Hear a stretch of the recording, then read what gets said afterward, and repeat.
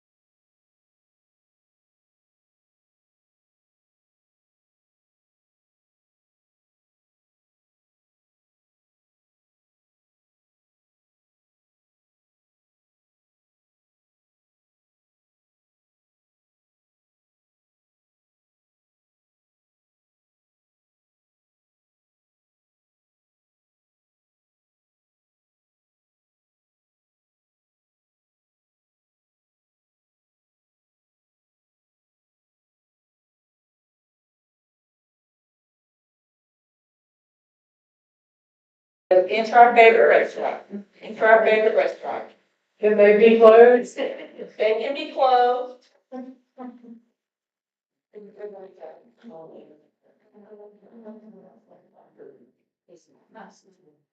You got money.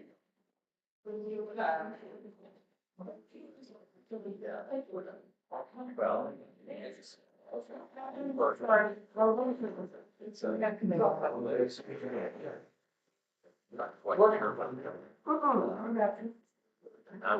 I wonder if Charles Indian University. Of course.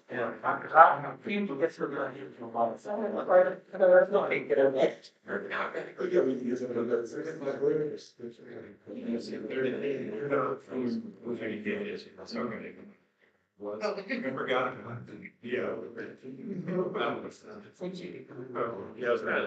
Because you said you didn't go your. I put that in merchants. And where I was.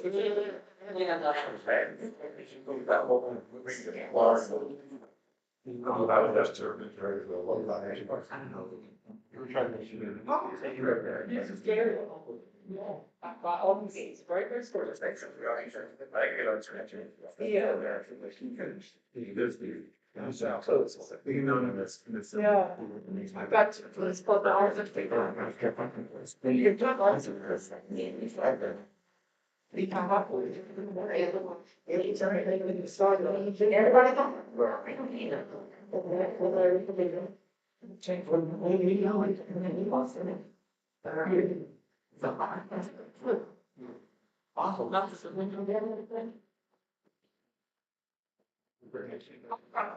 So. Anything you tell them for giving up your time to come tonight. Tonight is all about siting and land use from a program perspective, but we're gonna go back to visit our water and energy work. So, you're welcome. Good evening. For an agenda perspective, we're gonna do group share outs first. Then you will have the David come and present. It's like, I'm playing you. And then we'll have a group discussion about that. We'll close and we're gonna do share out again next week, because I know it takes a lot of time. And tonight is a very, different in terms of programming.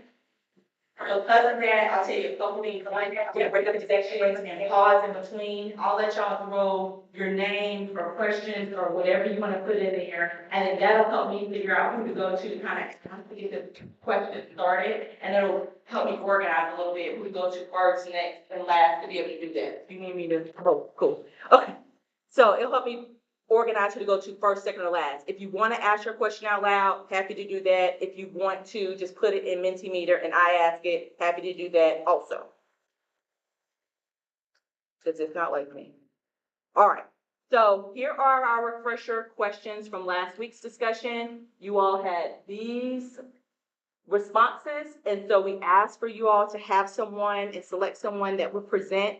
Each group will have 10 minutes. If you want to come up here as a group, you're welcome to do that as well. But I'm going to start with group number 3 because that is my favorite number.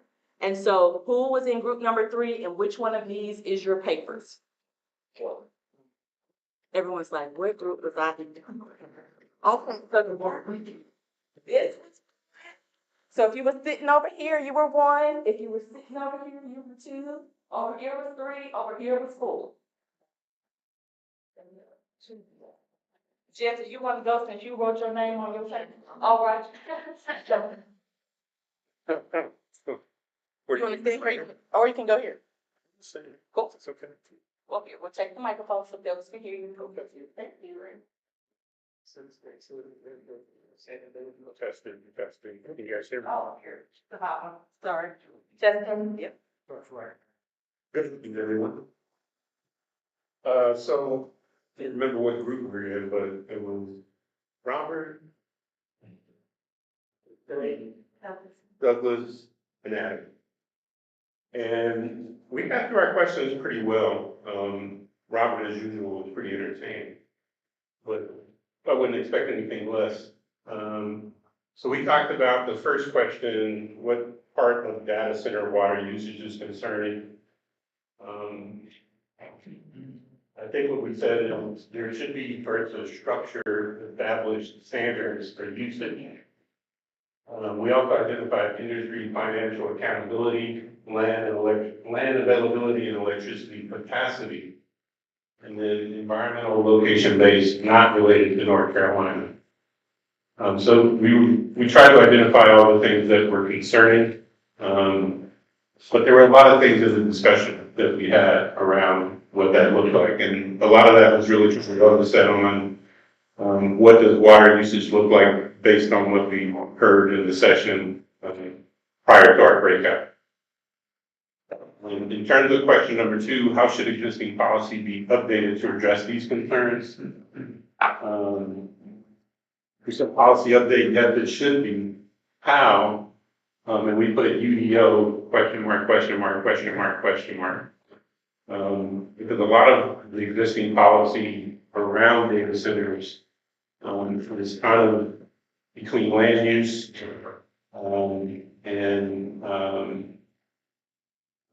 the UDO. I think there's a lot that, in terms of opportunity to define what that looks like, to try to put at least some parameters around how do you address these concerns from a state land use policy standpoint. If I leave anything out, you're welcome to raise your hands and room with the mic. Part. In terms of number 3, what part of data center energy usage is concerning? We had Duke Energy, hydro usage, and then grid technology and infrastructure, which relates to capacity. You know, we had an interesting sidebar around technology and how we felt that we are not really exploring, or at least the folks that are developing data centers don't really seem to be exploring the Apple way, which is an elegant, useful, innocuous type of data center that seems to be able to mitigate some of the risks and concerns that are raised by normal hyperscale data centers. So we believe that the technology should play a pretty significant role in our discussions, not just related to usage of energy and water, but how might there be, plausible solutions that leverage technology and where we are as a society in terms of creating really good solutions. How should existing policy be updated to address these concerns? We had UDO. A lot of the things related to data center seem to be things that are being driven by our legislative process here in the state, where I believe there's opportunity, and there's been some other things that have happened. Should energy and water conservation plans be a part of applications? By all means, yes, they should be. We didn't elaborate on that, but we did have a few sidebar conversations, but we wanted to get through as many as we could. So how can compliance with conservation plans be ensured? We said community area plans to address EJ issues and concerns, and then community benefits agreements. I think are where communities have a voice. As long as those community benefits agreements are legally binding and contractual, as we learned last night in the I-77, community benefits agreements sometimes are looked at as bribes.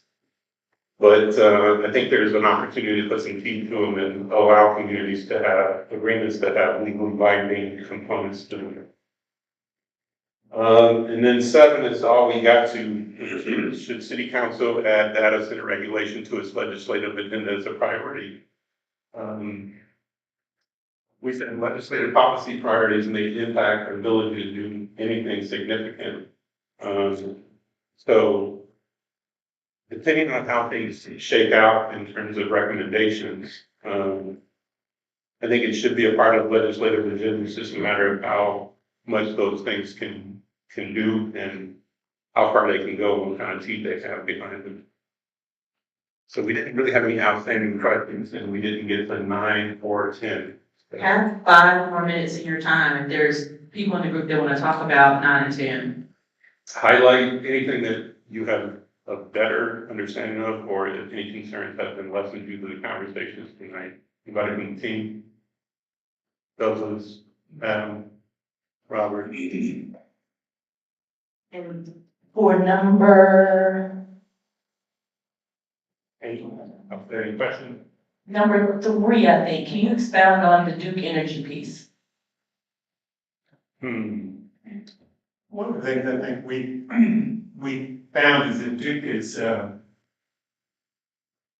not beholden to the city in terms of our ability to interact with them. And we are not the North Carolina Utilities Commission. And therefore, for us to go about, and I'm speaking for my own self here, and everybody else jump in and say something stupid. The notion is, what's our lane? What do we have some effect on? And Duke is what Duke is. And they are not a city agency, and there's that. And so dealing with them, I think, will have a different spin than the policies that we may change related to our local ordinances for development.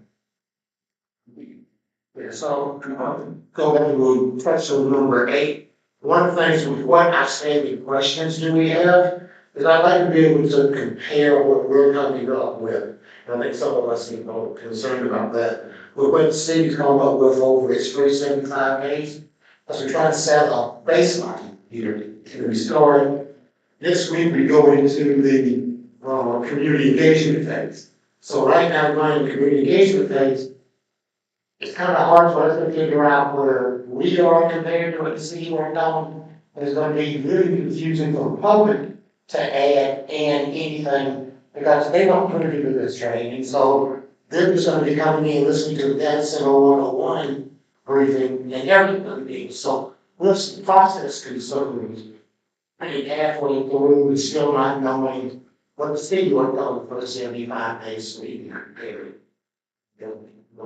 Saying that right? And Chris, you and I talked about this too. Well, yeah, one of the, I shared Robert's concerns. We, as citizens, I know this came up rather quickly for me.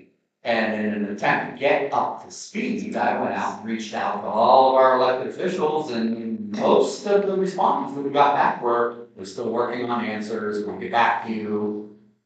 And the bottom line is that while the PowerPoints and the presentation, especially on August 3rd, and the work that we've seen and we're doing here, it's substantial improvement for it. That's great, but as Robert's saying, it would be incredibly helpful for the rest of us who are trying to play catch up, and those of us that are community advocates and community representatives, to be able to go back and speak for our constituency to help educate them. This is moving very, very fast. We all know, God bless y'all for the work that we're doing, but I think we need to see the full body of work. And we've issued 2 FOIA requests, completely and utterly non-responsive.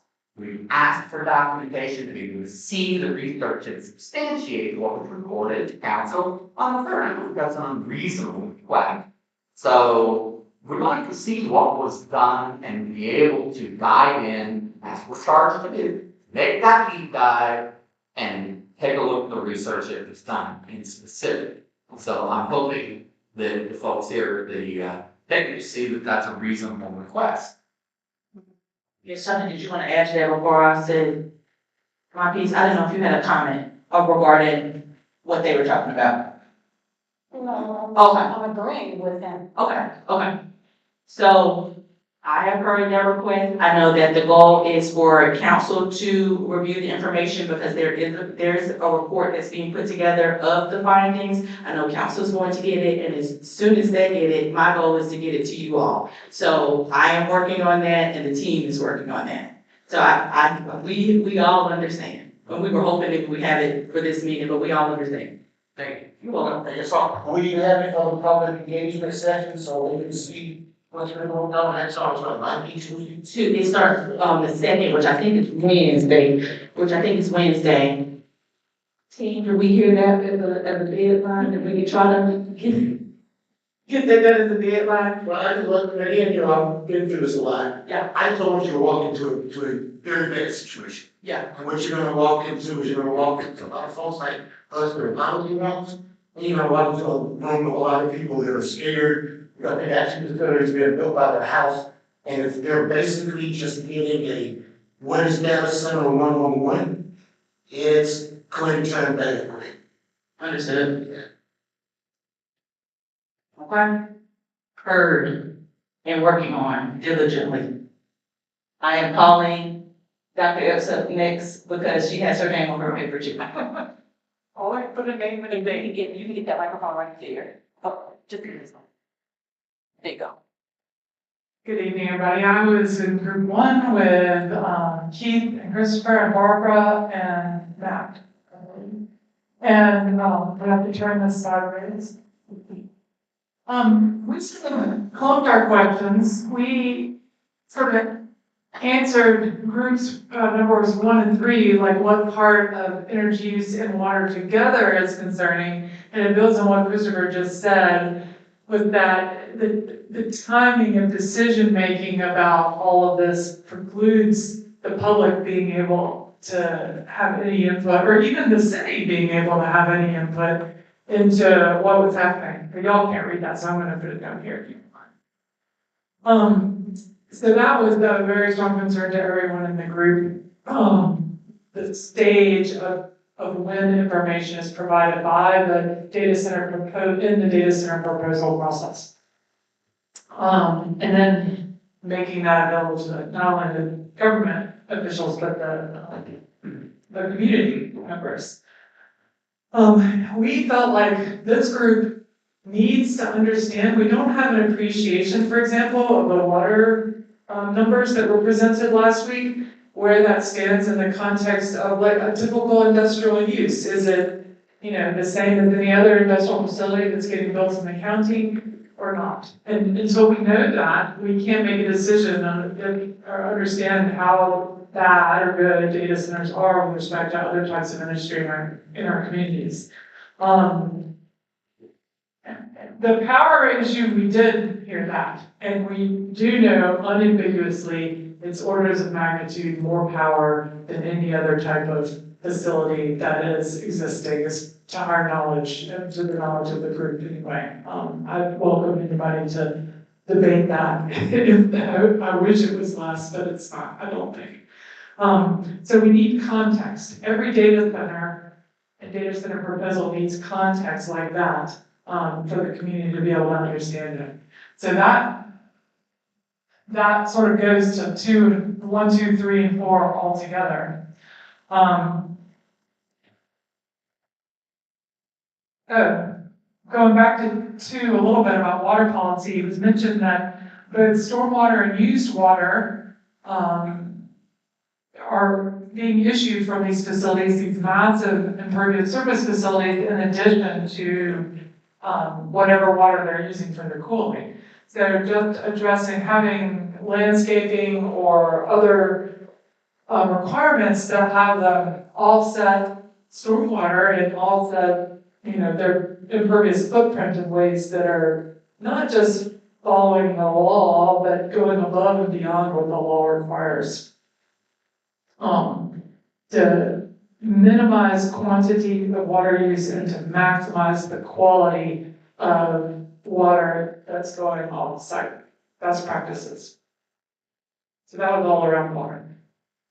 Sorry, a little rambling, I forgot we had to do this. Number 5 was, should energy and water conservation plans be a part of the applications? Absolutely. And I think we as community members in Charlotte, we all agree at the table that we could be a shining star for working with data centers to have these incredible best practices for conservation that go, again, above and beyond the law. That they are motivated to work with us because they're getting hammered all over the world. Why not make Charlotte this wonderful place where they're going the extra mile for some of these activities that can actually serve their communities in ways that other industries can even then follow these data centers. Why not have them do that? That goes into, should city council, I'll skip over 6 for a second, but should city council add data center regulation? There's part of the group, I would say, that just wanted no data centers in one hand.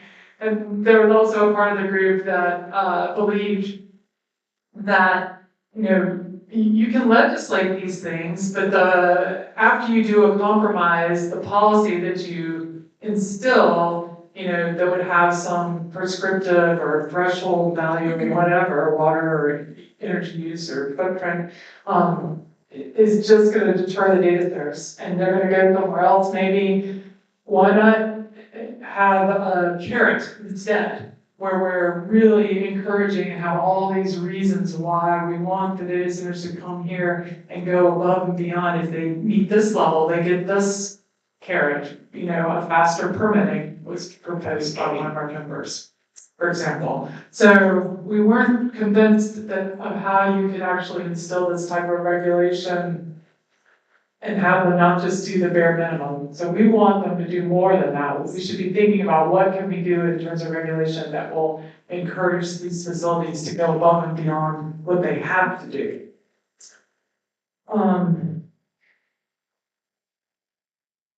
In general, going back to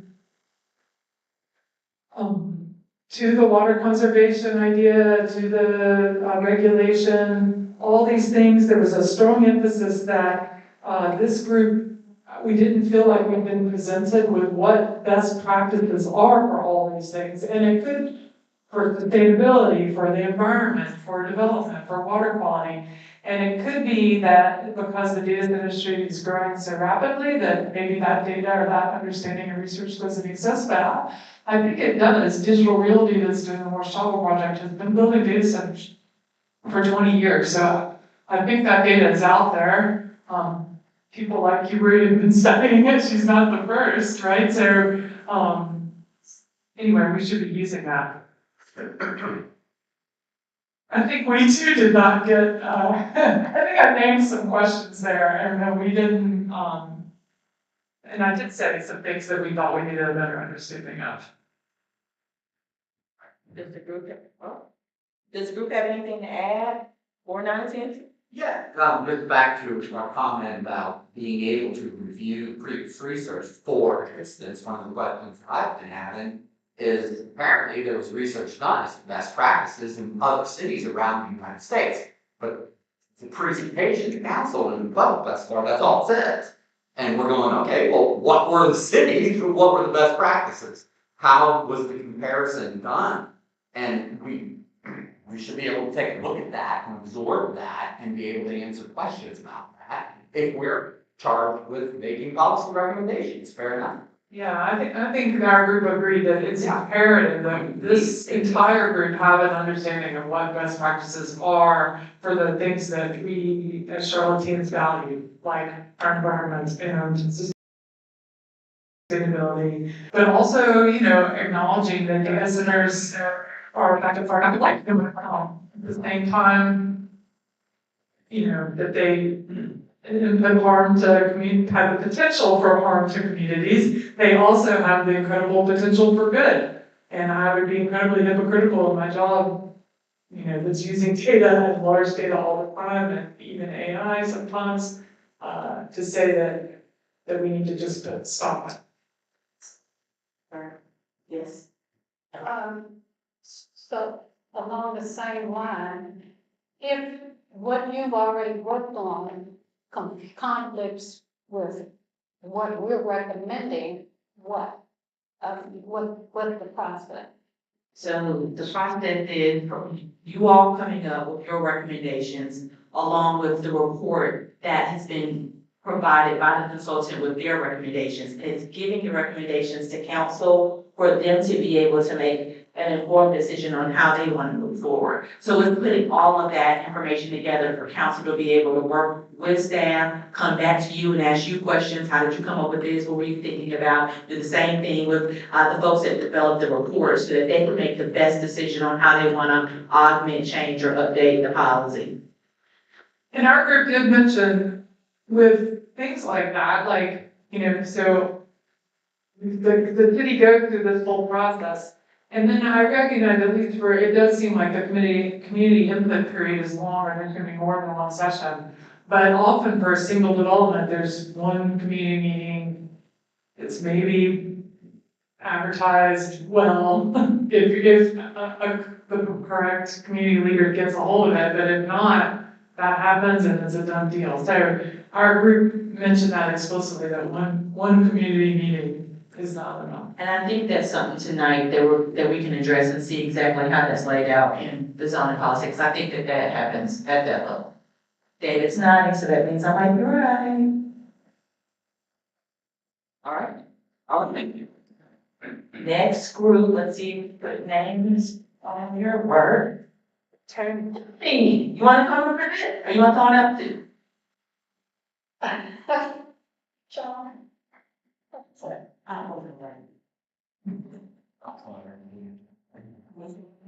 No one?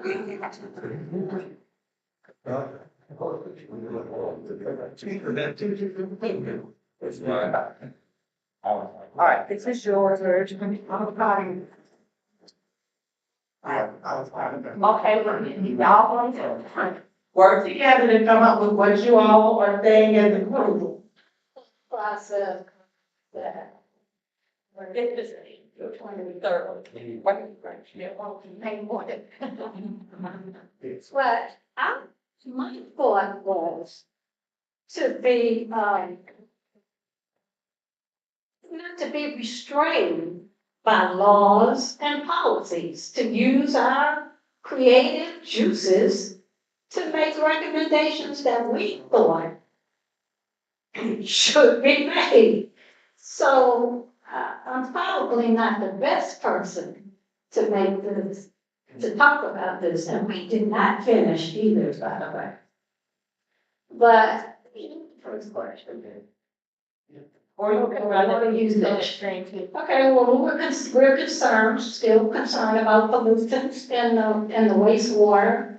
And in particular, how it gets to well, I'm sure it goes through some pipes and what have you, but I'm sure it will also seep into the, grounds around the, data center. And in particular, the huge data centers, because there's going to be some evaporation as well as, water expelled. And also, I'm personally concerned that these data centers will have to, the machinery will have to be flushed. So what's going to be in that water once the equipment is flushed? And that's not really, I haven't seen that in anything that I've read about flushing the system. So we also concerned about cost. And I think everybody's concerned about cost. And I heard, I think, something today about the power plants, the substations. There will be a cost associated with maintaining those too. And I'm sure that's going to be passed on to us at some point. So, and there is a substation at the University City Boulevard Data Center. We also were concerned about the cumulative impacts on the water that we are taking from the Catawba Basin. Not just households, but there are businesses that use water. And I think about car washes, beauty parlors, all of these water using businesses. But then I also am concerned because Cabarrus County uses the same water source we use. So that's very concerning. So, how should existing policy be updated to address these concerns? Well, what did we say? We said monitor the discharge of water and test the water on a regular basis. I don't know what would be the correct period of time by which water would be tested, but definitely tested. But in my opinion, it should be tested by an independent body. Transparency has not been the best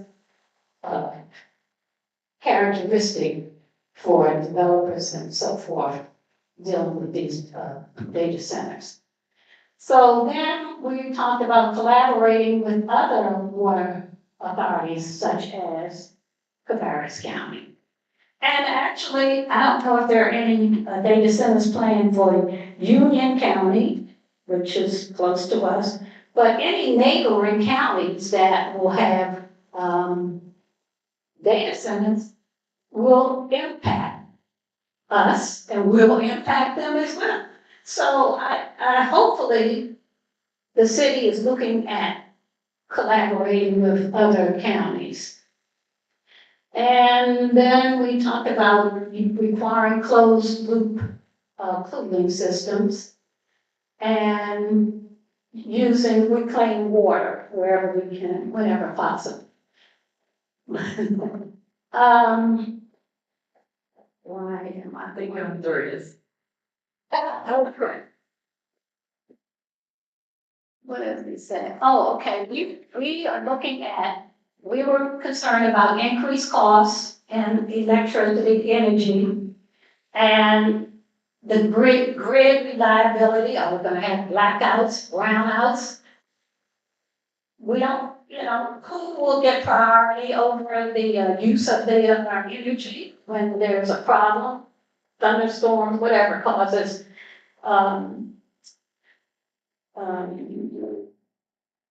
whatever causes us not to have electricity. So who gets priority with the usage? We're concerned about emissions, which will be, pollutants, and the noise from generators. And now, I just read something about, what Trump is proposing, that will cause more noise. Because won't be any regulation on generators. And we know that generators are what cause a lot of noise. So, I don't know how we would deal with that, but we do need to deal with it. We need a noise ordinance review. And, if anybody would like to speak to that, because I don't know what to say about that, whoever suggested it. Anyone from Tony's group want to elaborate on noise ordinance? I would say, a lot better, enforcement, follow-up as far as, protections, for, the location of the facilities in close proximity to residents. And, I know there's a city ordinance, and again, it's left up to the individual community, the residents to notify the city of the problems for inspection, but maybe if there's some enforcement with some type of sound monitors, those types of implementations. And also, really the ordinance is just a threshold of decibel, but the city could add an ordinance about the delta threshold. In other words, Change the sound from where it was to where it is. ordinance, that could be added. Because if you suddenly drop a data center in a residential neighborhood that is a nice birds chirping and 10 decibels, but it goes up to to 58, well, that's still within the ordinance, but that's a massive change for that. Yeah. I just want to clarify the question too. The statement I hear from people isn't the level of noise, but it's the one that's that low frequency constant. So is that something that can be looked at for our noise ordinance, and that's like specific to a data center? But I think there's other industries that have it too. Yes. You know, like in South Carolina, all of our schools have those balance lights, and like we say in and similar to that, but maybe worse for data centers, something we will look at also. Yeah, I'd say noise and light. Continuous light is another issue that I see data centers too. Okay. Okay, and how can compliance with conservation plans be ensured? And we were saying implement fines, but that's not always the best thing. The fines have to be enough to hurt. I mean, if you have a multi-million-dollar company and you fine them a couple $1,000, that's not a deterrent. So we need fines that really deter abuses. So we need to review and revise emissions standards. I don't know enough about it to elaborate on that, but I know what an emission is. So we need to do that. If anybody wants to speak to that, that would be helpful. Anybody want to elaborate on emissions?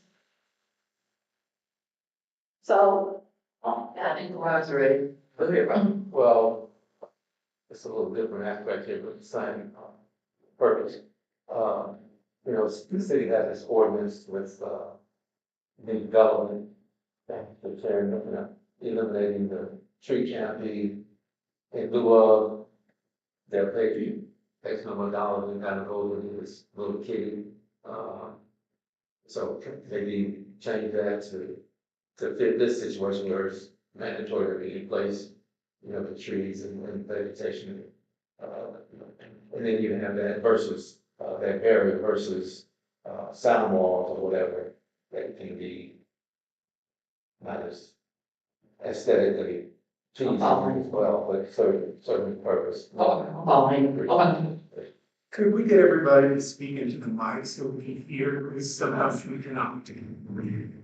And do you hear me? Can we hear people? Yeah, Oh, everyone speaking to the mic, you don't have to look at me, I can hear you. thank you. Go ahead, sir. And we also have advocated for transparency on the part of, Duke Energy. But I'd like for us to make the word advocate demand. Transparency or the lack thereof is partly why, at least I'm standing here, because there was very little transparency in terms of what data centers bring to neighborhoods or community, or however you want to phrase it. So transparency is a big thing because it brings trust. I mean, if you're transparent, people trust you. So, and there's a lack of it right now, at least on my part. Let's see. What outstanding, just ask one question that I had, and that was, what happens if we have a conflict in recommendations? So you answered that. And someone else in the group may have another question. So, anybody? Oh, Well, I wanted to bring up the fact that I think that, one thing the city council could possibly do as an incentive is say, hey, could you prioritize using alternative energy, in addition to, like solar. I know I mentioned it before, it's not the sole source, but it can, it can power other things within that data center, so I'm not talking about solar being the primary use, but in addition to other, energy sources. Okay. They could be added to the grid. okay. And then highlight anything that you have a better understanding of that has lessened, due to the conversation. I still have a terrible gut feeling about the, data center on University City Boulevard, in as much as it's not included in the moratorium. And everybody keeps saying what they cannot do as opposed to looking at the situation and recommending things that would include the safety and quality of life of the residents around that data center. So also highlight any concern you still have regarding energy and water. Nobody has really answered the question of energy and water use. Not really. I mean, we've all touched on it, or some people have touched on it, but the usage is still a concern for me at least. And the fact that several counties will be using the same water source is a major concern. Our energy bills are already high. And no, this is not gas, but I read where gas is used in some of the data centers. But my gas bill was $400 or $500 a month last year. So add electricity to it and water. It's ridiculous. That's all I have to say. Thank you, ma'am. All right, last group. Pasha is on this. My girl. Oh, You're fine. All right. You put your name on it. Great. Well, I'm just put it on. See, right?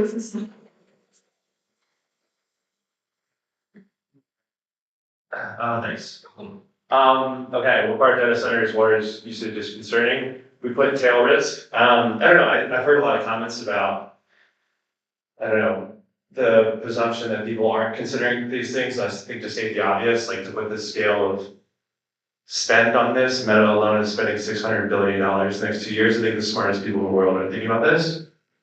And to put the presumption that these things aren't being considered, I think is, I don't know, dangerous to coming to a reasonable understanding of what we need to be talking about. I don't know, tail risk to me is like, what was the presentation to the people in the state of Virginia when the water and energy people, again, who are the smartest people and should be having the presentation, what did that presentation look like? And then what happened after that, right? Just so that we can understand some of the, I don't want to say horror stories, but like tail risk events that have occurred. Number two, how should existing policy be updated to address these concerns? I think the obvious one was updating the definition because it was put in 2011. And then state and local alignment, I think there was conversation about Charlotte being one of the first cities to have a definition and have guidance, and the state has punted on that obligation. Number three, what part of data center energy usage is concerning? Long-term costs, obviously, like it's speculation about the energy side of it. The energy people who spoke said that they understood that Duke had a conversation, but wasn't privy to those conversations. So understanding that somebody was mentioning, are there going to be subsidies to our citizens, and what does that look like? I've seen some things about that coming to fruition, but some definitive articulation would be nice. And then grid reliability, we had conversations about backup plans, like what does that look like, and what's the possibility that those are needed to be put in use, how often, and how does that change over time? Number four, how should existing policy be updated to address these concerns? Back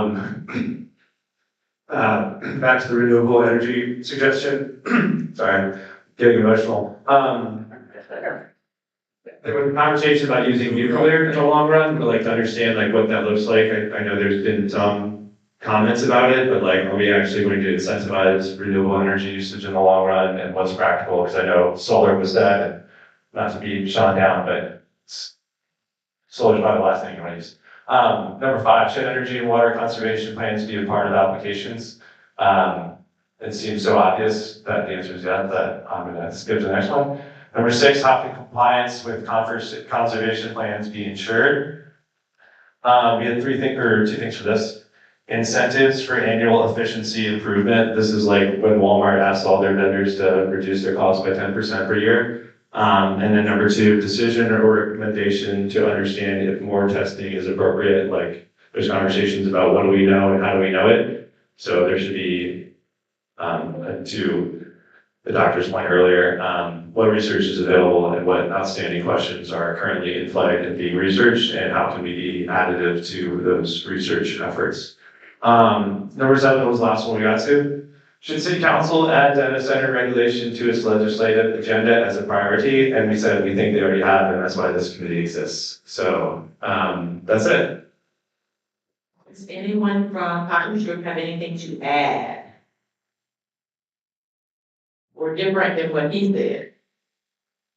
I was gonna say, getting down to the transparency that this meeting was mentioning too, one of the things I was wondering about last Wednesday, Thursday, was whether city officials, or if anybody being asked to sign NDAs. I don't know who gets asked or heard in terms of making NDAs, people sign NDAs, I don't know if that's city officials, that's city council, but as it relates to transparency, I was wondering about that.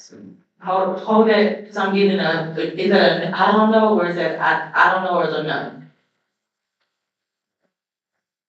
I know that came up at a town hall last week too, and I'm not sure if you're saying city council members are being asked to sign. Yeah. Okay. And though there have been counties in the state of North Carolina where county commissioners have had to sign NDAs. Because of the economic development, is it because of an economic development? Those are the guys that are economic. Okay, so is that something that we need to ask?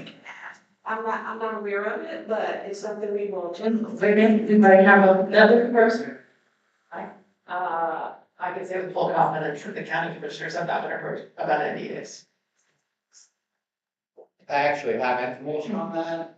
We've been addressing council, as I say, on a lot of different fronts, and very specifically, we had point and blank, yes or no, and we did get flat out no from several elected officials. And we got the bureaucratic two-step, interestingly, from here, which was not shocking, don't know what it is. It's not making any implications, but we have reached out and tried it, and we've gotten documentation on that from anybody's interested.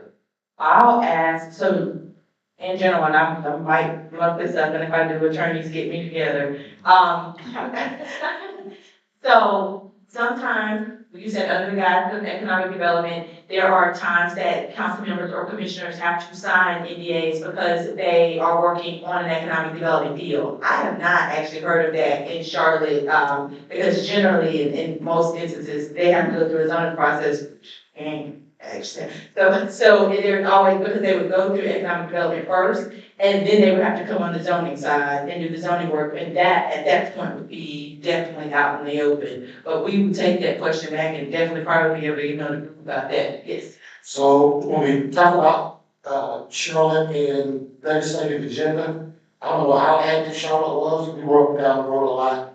I would like to see two things on that when we get back. How active was Charlotte on House Bill 1189, which was the Down Bill Transparency Act, and how busy were we on SB 730, which was the ratepayer act, but on half of it, on the actual ratepayer piece, but delineating that from the part that was added in to where you had to advance Duke Energy nuclear program before anything got done. So I think both of those will come back up in January.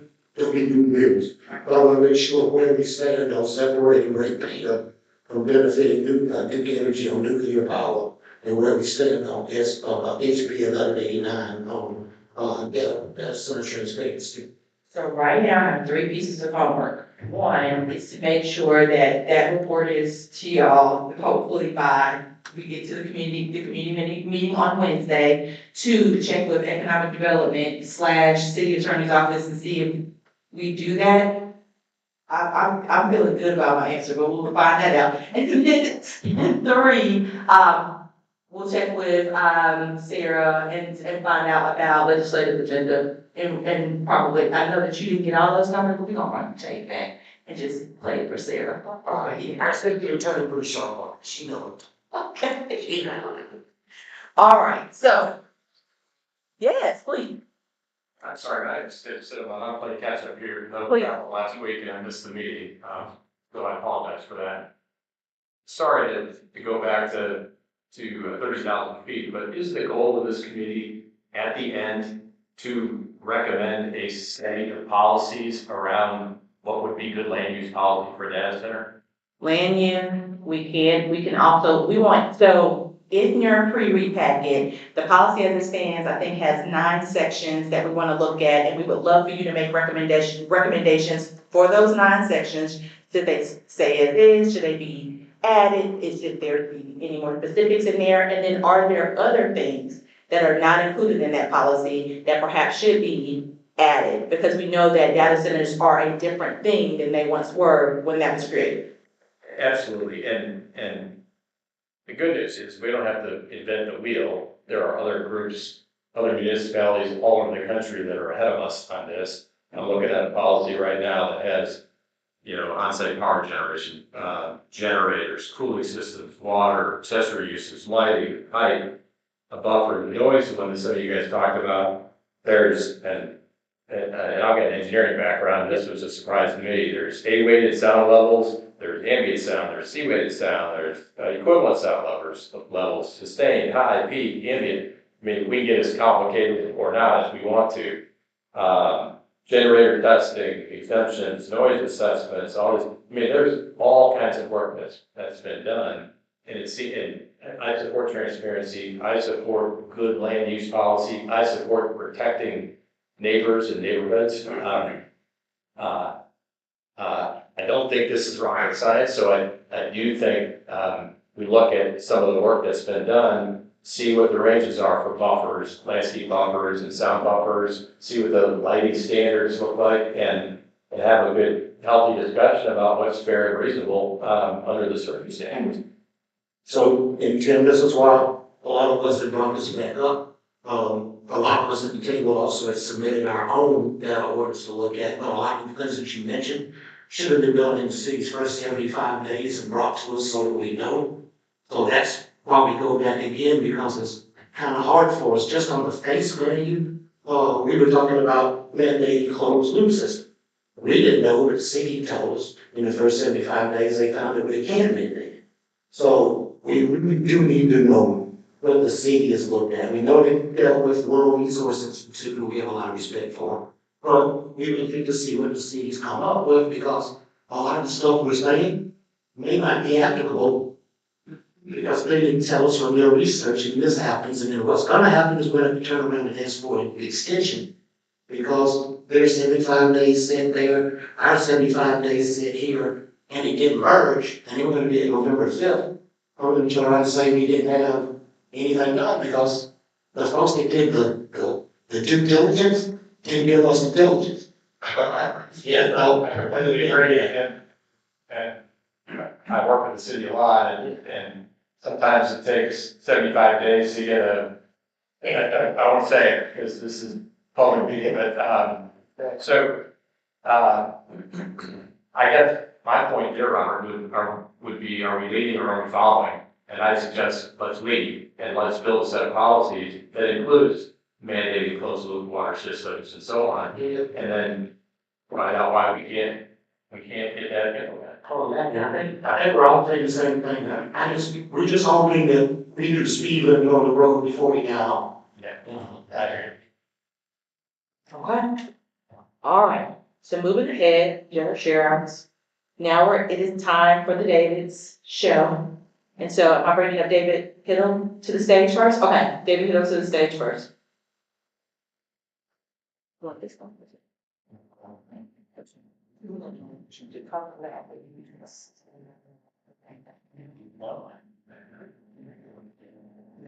And they're gonna go, it's 3 sections, and we'll stop in between each one, so y'all can get some questions in. We know it's theirs. Good evening, everybody. My name is David Goodall. I'm David number 1 tonight. I am your, And we have, no, you're David number 2, because he's David number 1. okay. David number 2. David O'Brien.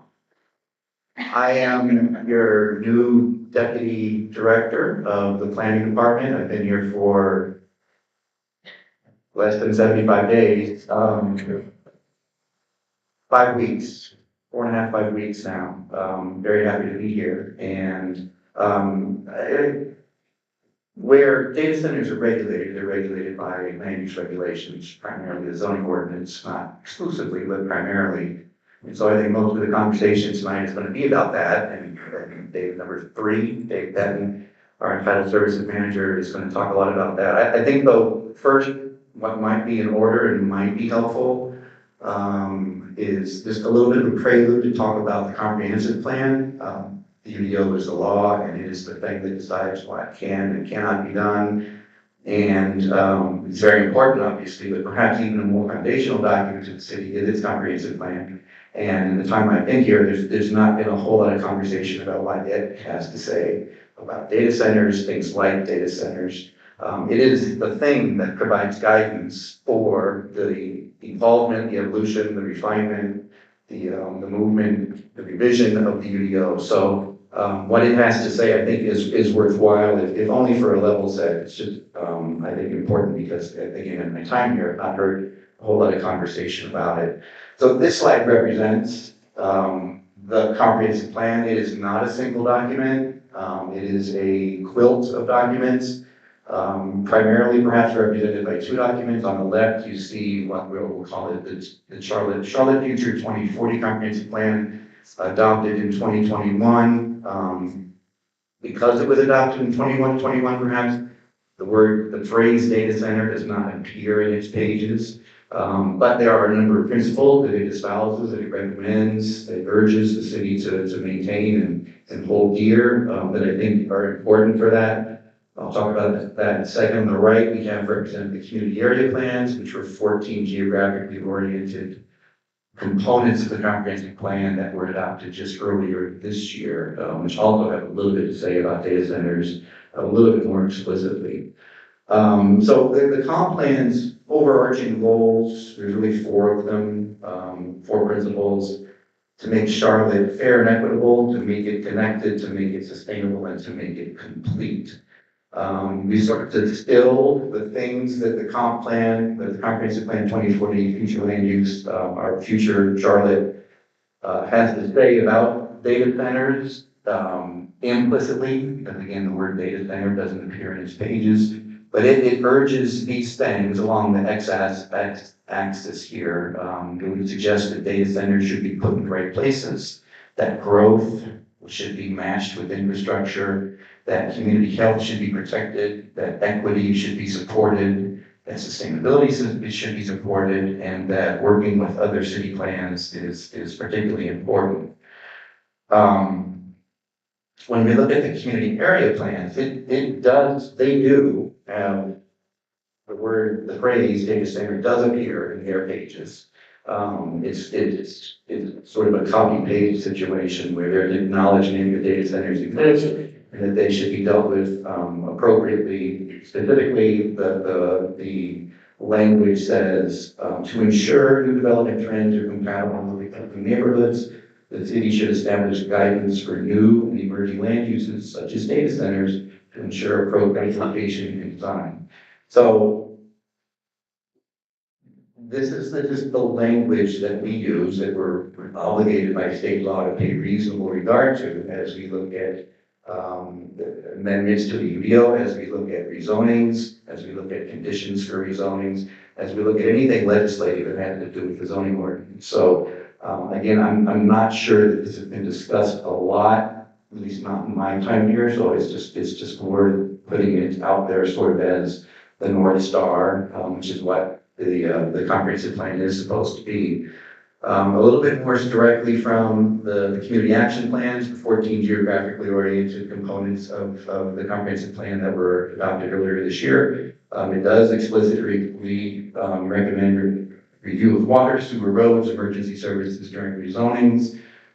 It called for guidance on new land uses, including data centers, and there's a whole slew of issues having to do with environmental justice. It delves deeper into urban key islands than any other document has in terms of being associated with the comprehensive plan. So there's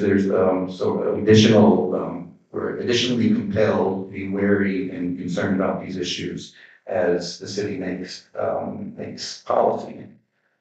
I think most of you probably know this, but it's worth just giving a quick reminder, a quick primer, the difference between the comprehensive plan and, for example, the UDO. The plan is policy, it's guidance, it's a distillation of the hopes, desires, fears, concerns of the citizens and stakeholders of the city. It is not law, it is not an ordinance, it is not code, but it does come first. You have to have a comprehensive plan in order to have zoning, and the comprehensive plan must dictate how zoning evolves. So on the left, you see sort of the 4 tiers of the comprehensive plan. Number 1 is the actual Charlotte Future 2040, again adopted in 2021. Below that, there can be strategic action plans, usually having to do with a specific topic. Then below that, you have the 14 community area plans. Below that, specific plans that are usually geographically oriented, might have to do with a deep study into a specific intersection or corridor. But those together make the comprehensive plan. On the right is a reference to the actual code, the law, the thing that is supposed to be guided by the comprehensive plan. Here, we're talking primarily about the Unified Development Ordinance. I'm going to ask Dave to come on up. This is sort of our handout between policy and regulation, between the comp plan and the Unified Development Ordinance, to talk a little bit about what it has to say can be done with data centers today. And here we go. Thank you, David. Another Dave. I go by Dave, not David. So if you want to make a differentiation, that would be where I would start. I manage the Entitlement Services Division here for the city's planning department. I've been here about 7.5 years, and I appreciate being able to come out and share some information with you this evening. So as David had mentioned, the policy through the comprehensive plan is really the key linkage to how we move forward with regulatory framework and regulatory components of the UDO. So one of the key linkages that starts us all off is our place types. So you can see across the board, we've got a multitude of place types from neighborhood one all the way to the regional activity center. And then underneath, you can see that there are districts that live underneath those place types and really are the regulatory components of the goals of what those place types are supposed to do and they're supposed to serve and how they're supposed to support the goals of the comprehensive plan. So you start off with your residential districts, you move into commercial in red, campus, which is your universities, schools, hospitals. Manufacturing is purple, then you start getting into transitional mixed use, and then neighborhood centers and activity centers, which are supposed to be those hubs around your key nodes and corridors that serve those goals really of those 10 neighborhoods and supportive mixed use places. As we go through, talk about the UDO itself, there are multiple articles. I think it stretches upwards of 37, 38 articles throughout the UDO. A lot of that does focus on the zoning districts, permitted uses, but then you have other things like subdivision, streets, how those things need to be constructed, how stormwater needs to function and operate, and then all the administration side, which is a lot of the process and framework for moving plans and development projects forward from that regulatory component. All this stems from the basic foundation, as David mentioned, that starts off with policy, and then we are also bound by all of the state legislation that comes down out of Raleigh. We are a Dillon rule state, which is a little bit different than some other states around us. South Carolina's home rule, we are Dillon rule. That means the state really gives us almost down to the minutia of the 30 things that we can regulate and how we can make those regulations applicable to our local jurisdiction. So all of that gives us that foundation to put in different articles for the UDO. It talks about all of our regulatory framework to move those goals of the comprehensive plan, but also the mobility plan, the strategic energy action plan, housing plans and policies. All of those are also baked in and part of the overall regulatory framework of the UDO. So when we talk about this, we talk about it in the context of data centers, which is obviously why we're all here. And we mentioned it earlier. We've got definition that stemmed from a 2011 amendment to what we refer to as our legacy ordinance. So one of the things I want to be, clear about, there's a lot of, folks that think, oh, this is a UDO issue. This started well before the Unified Development Ordinance. This is a 2011 definition, which is something we've talked about as being a bit of a challenge for us. Because it is, obviously 15 years old at this point. And you can see where it starts and how it reads, just a facility that is accessed by employees and houses all the systems are related to transmitting or receiving information and goes through the various types that it could be. So it could be those old telephone switching systems, cloud storage systems, server farms, which back in 2011 were a fairly new concept, but something that the city identified as an issue and a use that they needed to further defined in that legacy ordinance, and that was carried over in a like-for-like, one-to-one definition into the UDO. What also carried over were the zoning districts that were translated from the legacy code into the UDO. And so all the districts where that 2011 definition established that as an allowed use carried forward into the UDO. There were no changes to it. They weren't added into any additional districts. They were carried over in that one-to-one translation, which is in the beginning of UDO, what districts from the old legacy R districts and industrial district transferred into, the N districts and the ML districts and all of that. So that's where we have those 8 zoning districts and where all that came from. So not a new thing that we put in when it was adopted in 2022. It was carried over, like a lot of things in the UDO were carried over. And a lot of that carryover is for continuity, for the ability for projects that existed under that ordinance to continue to exist, to be able to expand, to be able to be established in a lot of the same locations. And that happened on a lot of different uses. Data centers are not a one-off. That's, a lot of things across the board in UDO were carried over in a very similar fashion. So all of that to also say that we don't have any site-specific use-specific standards for data centers. So whether it's a 40,000 square foot one, like we're looking at potentially rezoning on Hood Road, or the larger sites that are on Morris Chapel in the University City that we've got in place, we don't treat those any differently from a standpoint of any use-specific standards. So if you are familiar with zoning ordinances, there's also often uses that have what we call prescribed conditions. Those are additional things that need to be done for that particular use to be established on a piece of property. Data centers have no prescribed conditions. It's just a by right use. you meet the general standards for an industrial use or in that industrial district or commercial district, and that's what you have to be able to move forward on a project to develop that use on the property. They are applicable to some general development standards. Obviously, there's things like setbacks, building height, blank wall provisions. So, you get buildings that look like they do, where they're not just having a blank wall. They do have some glass transparency and other things, landscape yards, greening, lighting, etc. All those things do still apply. There's just nothing additional or nothing specific to that use itself that apply to data centers and telecommunications. I think we're at our Mentimeter moment tonight at this point, so I'm not sure what our question is, but I'll turn it over to you. You can explain what we're doing with that. So this is the UDO section. If you could scan the code, forgive me for chewing, if you could scan the code, and then if you have any questions right now that's related to UDO, want to give that opportunity. Where's the mouse? Okay. Want to give that opportunity to you so that we can make sure. Still out of the office. Yeah. Okay, I'm getting more. Yeah.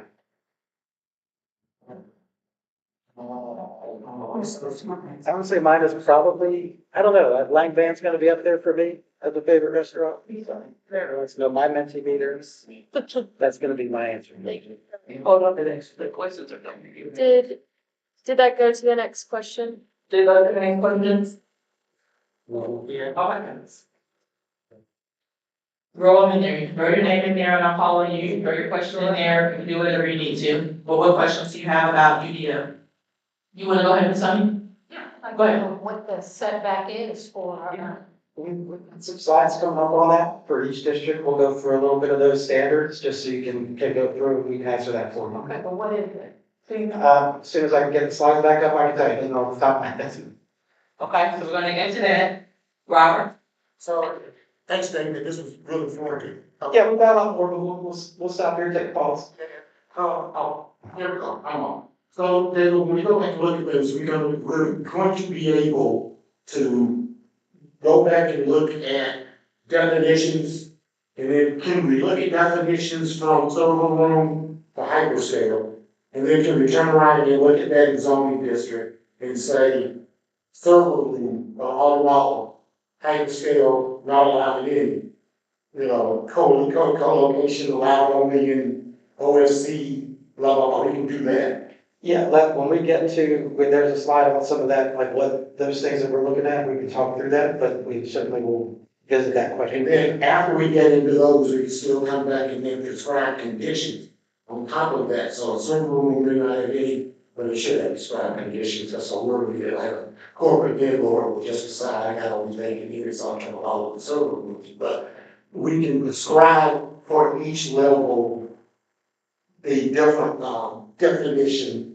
How to describe. I'll answer that generally, not specific to data centers. What I'll say is when you introduce a use and a new definition, right, that's your opportunity to determine whether you can establish those prescribed conditions, what they would be, what the process would be. Right. So that would pertain if you have the ability to do that, which is something we're going to talk through. But that would be the time when you establish new use, you establish new definitions, that type of thing. That's when you start to be able to outline some of that. But that's some of the things that we'll talk about. Right, right. So since you've been doing this in the city over 75 days, has the city looked at this and come up with its own ideas on the definitions there? There have been a lot of, I would say, conversations about trying to work through some of the legislative framework that we have to work within on this topic.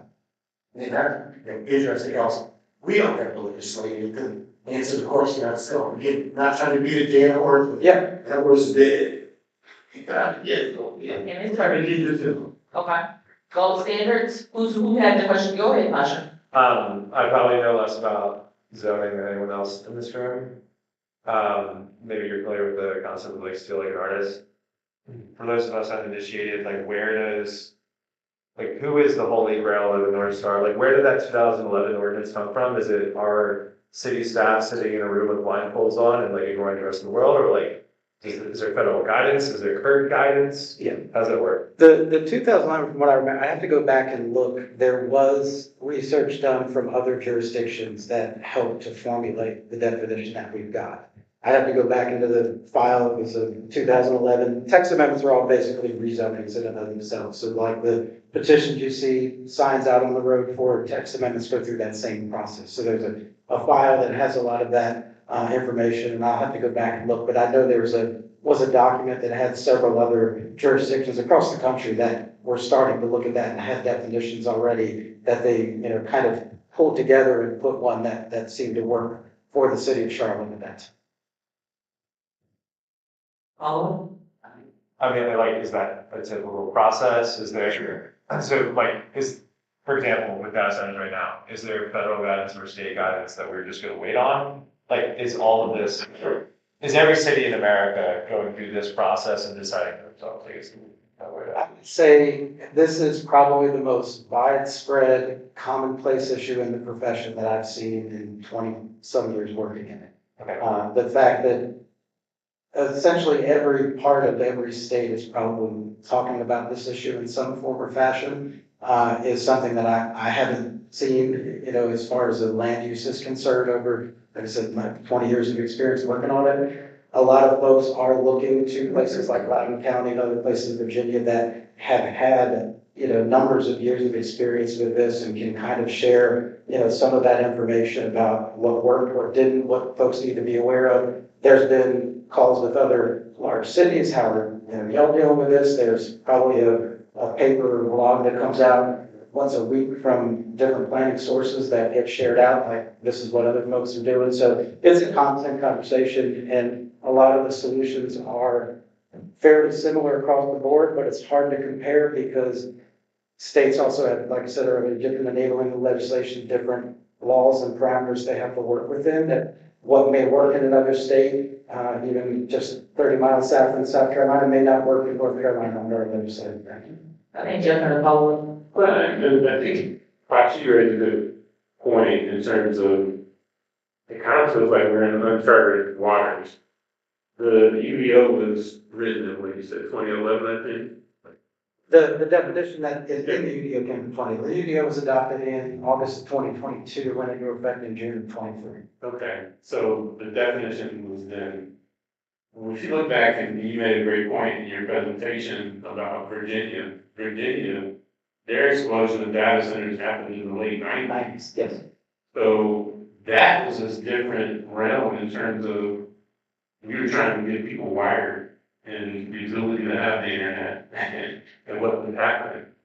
I think the reason why this is such a pressing issue is because the magnitude and the size and the request of these data centers without really any true visibility or transparency to the demand is problematic. And I think that's the part where cities and counties and states are going to have to deal and grapple with the unknown. Because even though you said Meta's spending $600 billion, that's not completely transparent to everybody on where those funds are going and what they're actually doing. And so I think that's the part of where we are, and it's a little bit unique and different, is that 30 years ago, the explosion happened both on the West Coast and in, Silicon Valley, East Virginia. And we're just trying to catch up with a society that is very attuned to environmental issues and components that are extremely concerning because we operate as a society of transparency and knowledge and being able to seek the information. So yeah, it's the pace of the requests of these have, I think, increased quite a bit. The way we communicate as a society has changed as well. There's instant ability to share information across states and countries and everywhere else that's different than how it was in those early times as well. So that's I think made that issue now is a little bit more visible and where we are with this conversation across the country today. And the technology is changing. I mean, we have to acknowledge that. The research that was done in 2010 made improved in 2015, maybe. That was the part of what I was going to say. I was still the same. I think when we want to look at this, we want to look at the best practices. Don't get me wrong, but we want to see what's on the cutting edge And hopefully like academics like ourselves, we can ask universities, we can ask other institutions, where are we now as far as the community data for 2026, not what worked well from 1996? That's not how tech works. Like, Give me 1 second, let me get my thing here, because he had said that. I get that's not how tech works, but I'm saying this is how we want it to work. Because we always make commitments to what we passed. So I'd like to see what we can do on the forefront of something. And maybe if it doesn't work, like this little business community here, a bit like Curtis, doesn't do it, it'll work. It'll back out the house. It was the same thing here, it's trying to do the same thing with as much. Look to the future, and if it doesn't work, we can change it back. I'd rather be there than loud instead of really loud when it comes. Go ahead, Michael. So I'm struggling a little bit with what city council needs of us. I mean, if we are in fact a task force, I mean, this feels a little like a public hearing in some ways. Yeah. And this is awesome, digging into UDO and understanding like how we would implement the values of this community. But it feels like if we have so many communities grappling with the same thing at the same time, it seems like a great opportunity for us to collectively study what are the things we need as a community, what are the threats we're dealing with as a community, what are the best practices that communities should be enacting. And then we turn to the scientists of land use, you guys, and make recommendations based on, where we as a community want to fall on. Yeah. Because there's going to be smaller towns that need this kind of tax base. Right. And it's huge opportunities for them. And we need to have guardrails about the implications it has on power use and costs and water use. But I think we can identify all those things. Like, I think it's all there. It feels like we need a third party consultative study and then turn to us that are not the experts, the expertise in different things, and some's community, some's economic development, some's academics, and like charter our role within it. Right. The first time I had this community, the business community, I say, hallelujah. The first time I think it's This is the moment. Yeah, if I may jump in here too, I completely agree with Michael, and I think one of the unique situations here with data centers, and Tasha, I think, said a couple of times, is how rapidly the technology is changing. So we can set a gold standard for what's great land use policy today, and it could be different literally 12 months from now or 24 months from now. Question I would have is if we make this standard or make this policy recommendation or series of recommendations, I completely agree. I'm the last guy, and I'm into planning codes and zoning probably more than most of you guys. I'd be the last guy that I'd want to be recommending, okay, put it in I2 and not in I1. I mean, that's where Dave and his expert team comes in.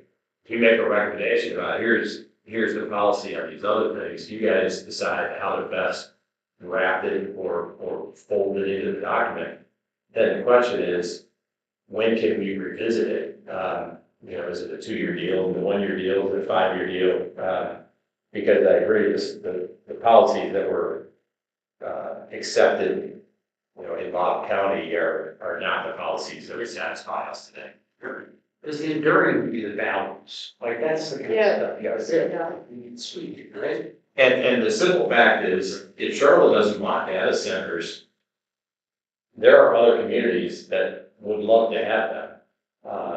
In my view, it would be a mistake not to come up with a reasonable set of circumstances, but or a reasonable set of policies. But there are other communities that would truly benefit from, especially on the economic side, from data centers. Well, and also I think our adjacent communities that aren't in Mecklenburg County are Charlotteans in a sense. Yes. And also, as to someone's point earlier, we're drinking their water. So I think Yeah, but the policies that we set are not, will impact adjacent communities as well. And we would hope that they would adopt them because their policies will be impacting us. Just thinking down the road, if you guys look at what happened in Matthews Deeper, the project accelerated, had some really very, and like assess what happened there and there, what they're doing with navigating these hurdles with legislative roadblocks, they're trying. Yeah. On different levels. Yeah, and I think as we get a little bit further into some more of these items in the presentation, we can get into some of that exact, component of what you're. Yeah, I was gonna say, I think some of the questions will Yeah. be better once you get through these pieces. So I'll let you keep going and we'll come back to y'all. Ms. Mayor, you asked about some of the standards that are in place. So they're different in the different districts, right? So your commercial districts have some of these following standards, minimum lot widths, your setbacks can be anywhere from 16 to 40 feet, depending on the kind of road that you're on. Side setbacks, 10 feet, 20 feet. And these are envisioned typically for, let's say, your types of uses that would fall under general commercial type things, so shopping centers and other things. But because data centers aren't allowed use in there, these are the same standards that they follow. And you'll see that theme repeated throughout OFC. These are your office districts, right? Our city is, a lot of that RC district is in Keith's area up in the University Research Park. And these are the standards that are in place for all uses that are by right, which includes these data centers as well. So you've got setbacks in some of those districts as low as 5 feet along your frontages.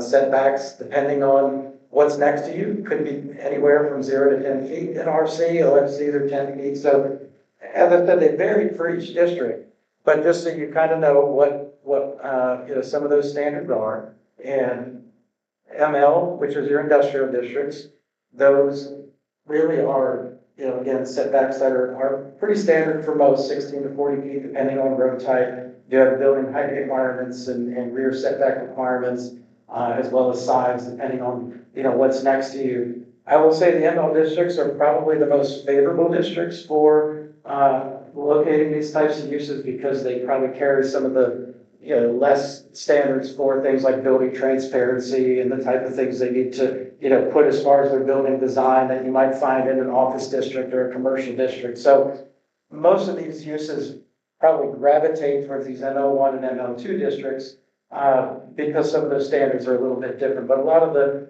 setbacks and other things are very similar across the board for those, even down to UC, which is our uptown core, which is the area that Michael is responsible over in uptown here.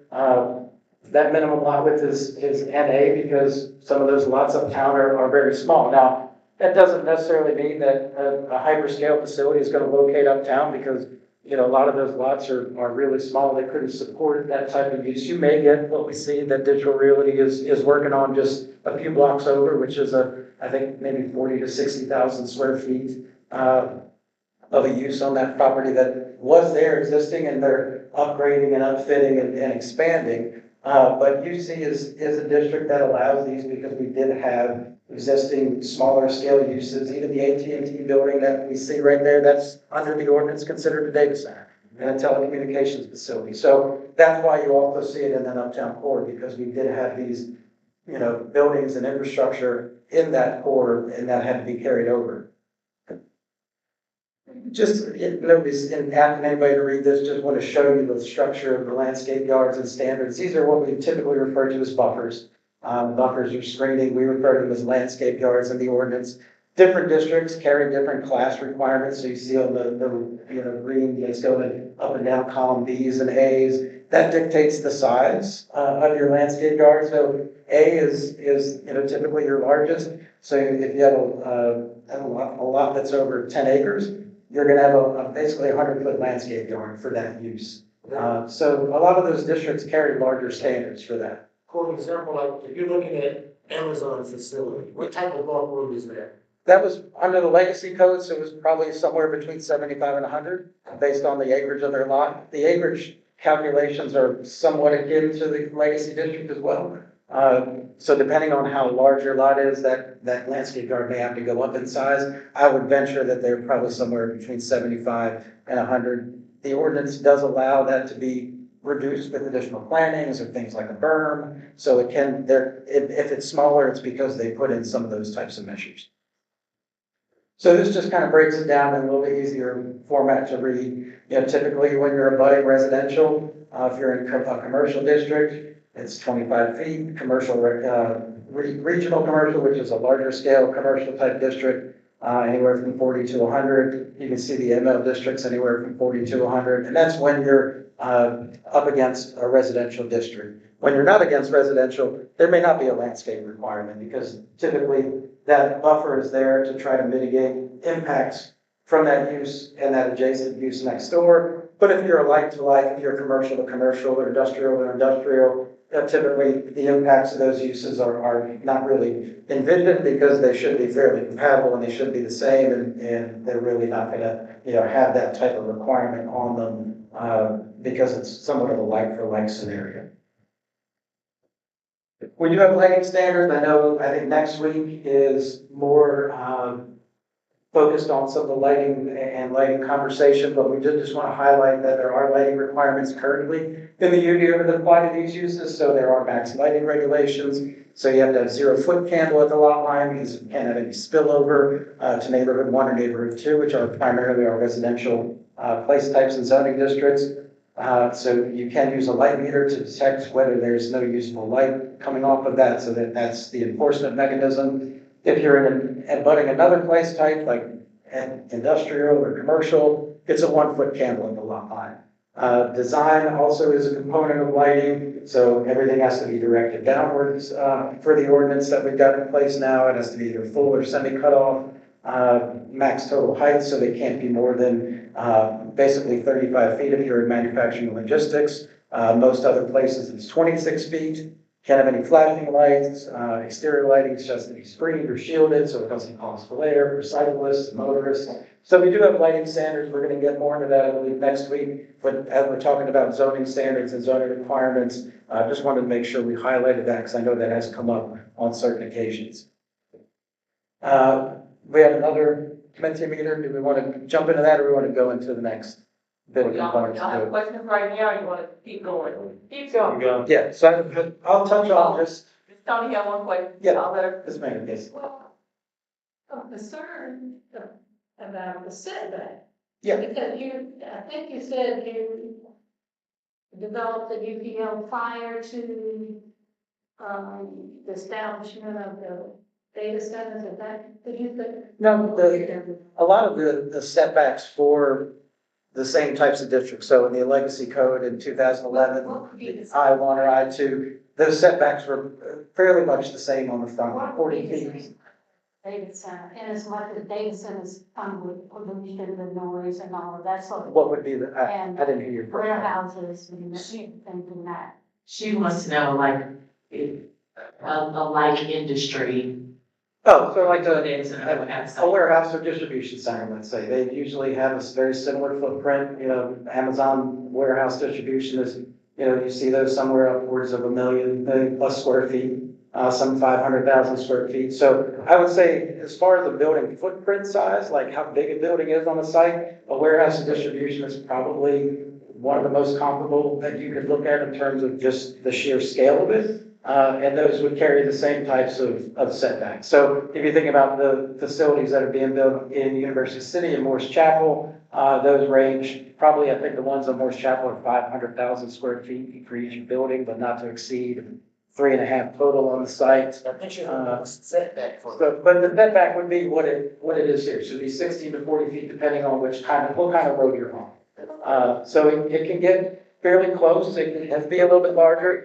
So this realty agreed that, like, I don't understand why this slide for ML1 is 40 feet, and then if you went to your summary table, it was 100. Oh, that was buffers. Well, even 100 feet. That was this is for your landscape yards. Yeah. Yeah,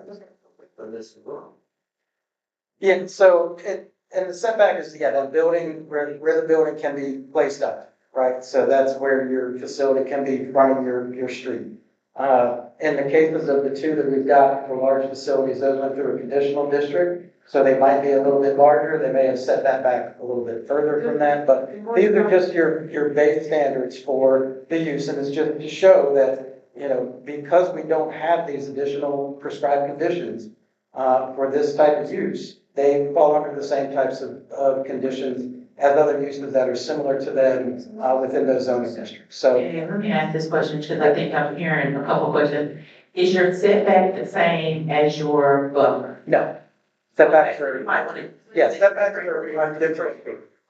Setbacks live differently than your buffers. Your setback and your buffer are two different spaces. Setback is where your building can and can't go. Your buffer is how much landscaping you have to provide and how much trees and how much separation you have to have between you and your neighboring use. So is setback off of the road? Yeah, setback can be off the road, it can be off of rear property lines and off the side property. And buffer is how much Landscape. is in between you and others? Yes. Is that helpful? Honestly. Okay, okay. Okay. A hyperscale, for example, to be 50 feet away from my house. And even if there are a couple trees in between. So That's cool, we get this from that. That's where those numbers are going to take for the task. Yeah.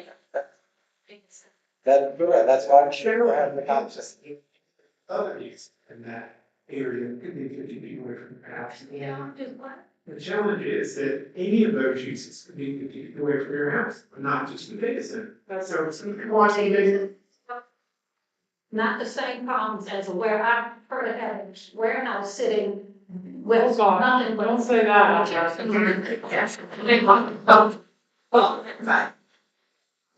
So, I would respectfully disagree. There are probably things that are not visible in this argument right now that might make you change your mind. Yeah.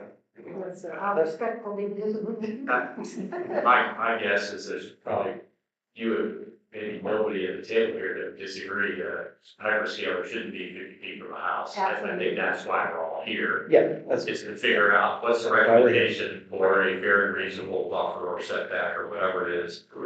And my guess is those recommendations are gonna differ based on the scale and magnitude of the operation. Where we could argue and really ill over where the trash can is gonna go around the Chick-fil-A. But I think Douglas I think he made a really important point to this group because Mecklenburg County and the growth it's experienced in the last 2 decades perhaps warrants this committee making the recommendations that they apply beyond data centers and to all industrial facilities. If we want to have room for our residents, I don't know, I think it's something that we should consider as a group.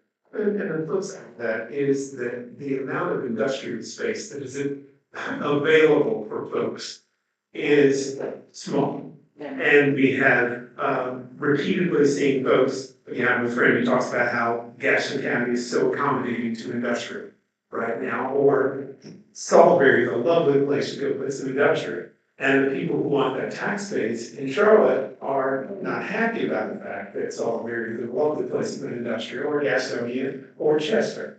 And so these are all things that, you know, the viability of the area and from an economic standpoint, it's got to be considered. And all those things put here together and so. Is every single person in this community on the line? No. Yeah. I just want to state the obvious, that every single business that comes to Charlotte asks where they can get jobs. And those are almost exclusively people who do not own homes. And the people who are 22 to 30. And who have no proximity to ever owning a home because of committees like this restricting opportunities for people to build homes in places that, because you wouldn't want your home there, you're telling other people that they can never live there. If you've ever been to San Francisco, New York City, I promise you there are places where people live that you would not live in. And they are a very important part of the economy. So just keep that in mind, I suppose. Like, I'm hearing a lot of this, and all I can think about is not the people who are me, who are 24, who make 6 figures, and who just decided they'll never own a home for the rest of their life. And that sounds nuts. Sorry for the language. So the biggest issue, this is very close to it, one of the biggest issues this country has is affordability and housing. So if we're thinking about our most underserved communities, restricting housing is always the thing that ruins our life.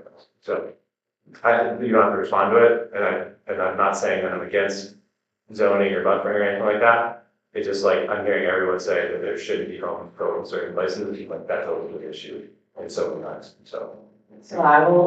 So as a native, I will reluctantly speak up for Pasha and say that he is correct. There are, and I will find an article, because I was in shock at the number of young people that are moving here, but I think about all the roles coming here, and they do deserve, you know, they do deserve somewhere to live as well. And though it's a very interesting place where Charlotte is right now, and I can't share that with everybody, but as a native, I always say, yeah, just keep coming to my house. But it's okay. Hold on, I think, Robin, you had a clarifying question that I can't remember. And Dave, if you can speak to this, I think because sometimes the setback looks smaller than the landscape buffer. Yep. Can you explain how those interact? Yeah, Sorry. yeah, let me go back to that. So if you've got a front setback, and I will say that in the ML districts, there's oftentimes also a buffer. If you're across the street from residential, you'll have a buffer on your front side. So that 16 to 40 feet may never be met. Your setback can't live within your buffer. Like you can't put your building in your buffer if your setback is less than what that landscape yard is. So they can live on the lot together, but they provide different assurances of really where the building can go versus where your landscape yard can be. So even if that setback is smaller for your building, but your landscape yard is larger, that landscape yard supersedes and kind of trumps that setback. Does that help? Is that what you're? I think that's what I wanted. I think. Okay. I run through a couple additional quick slides. So we've got really quick, we had some questions that folks were at the town hall, I think last week as well.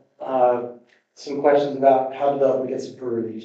And we basically have our main development process, which is by right development. And that is when a use is allowed in that zoning district that's on the property. You may not need anything like a variance or rezoning or public hearing. That gets submitted to our development center downstairs. They run through the process of reviewing against all applicable ordinances. We also partner with folks like NCDOT, folks in the county, to do other types of reviews for environmental requirements or state requirements.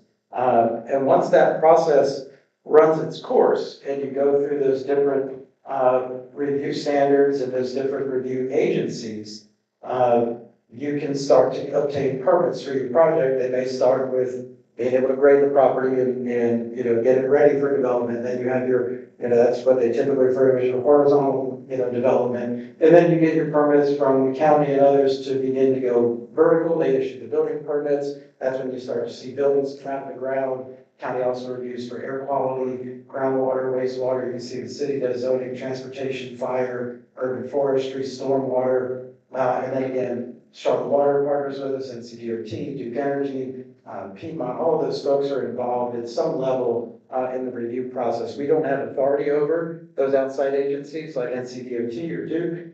They're independent of the city, but they are part of the process, and there may be permits that they issue that are not related to city requirements, but their own requirements for delivering of their own services. So that's typically how the development process runs.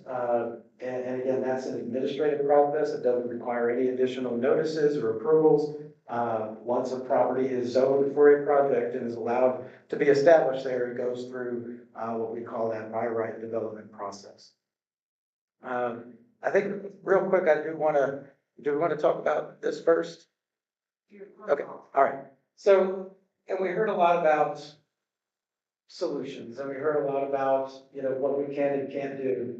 And I will be very direct with everybody. And this is what we kind of alluded to last week. I said, we've got to, be ready to talk about some difficult subjects. And we had a recent session law, I know a lot of y'all hear about it, I know a lot of us in our profession and in our wing of the eighth floor are very tired of hearing about 382. Because it really has been one of the most impactful pieces of legislation from a planning perspective that we have yet to find really good solutions to. And I will highlight one part of this session law that was added that really puts a very difficult wrinkle and challenge to us that is not unsolvable, but it takes a lot more effort, a lot more creative thinking, and a lot more solutions to try to talk through. And a lot of times, guys, every time we think we come up with a solution, we keep coming back to this same last item, which is that last bullet under what downzoning means, and that's creating any type of nonconformity on the land that is not in a residential district. So any piece of property across the city that is owned for commercial, that is owned for office, that is owned for industrial, we are not allowed at this point in time, per the state, to pass any type of text amendment that the city initiates that would create a nonconformity. That means not just a nonconforming use, that can mean a nonconforming site element. What is this nonconforming site element? That's a setback. That's a buffer. That's building height. Those are all site elements. Nonconforming use means that that use is no longer allowed in the district, but it lives there because it existed prior to the change in that ordinance. So that last bullet point that's up there was not part, we've always had to deal with this type of outcome for number 1 and 2, decreasing development density, reducing permitted uses.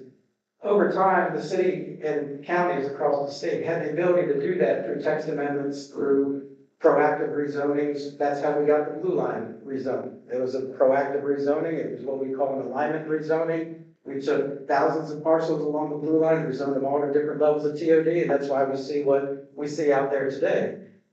Very effective, very good use of city identifying an opportunity and ways to initiate, better economic opportunities as well. And we took that and we had great outcomes. So we've always had to work through those first two. The state change made it harder for us to deal with that in one sense because the city was no longer able to initiate those. And we also were not allowed again to create any of those nonconformities, which is a brand new wrinkle, which really by default, guys, anytime you pass a text amendment, you've created a nonconforming somewhere in your ordinance. And that's a real challenge for us. And why it's a real challenge, we hear from folks, I was just talking to a gentleman last week who said, I was up in Salisbury, they did some really great things with recent text amendments, and it was a really good partnership, and we worked well together. And the first question was, do they have a definition? Did they have that in established use? No, they did not. You look at the list that we provided council a while back, I guess when we were getting ready to implement the moratorium, and we were seeing them pop up all across the state, and then there's a slide that shows whether or not they had a definition, and every jurisdiction that passed them prior to us did not have any definition.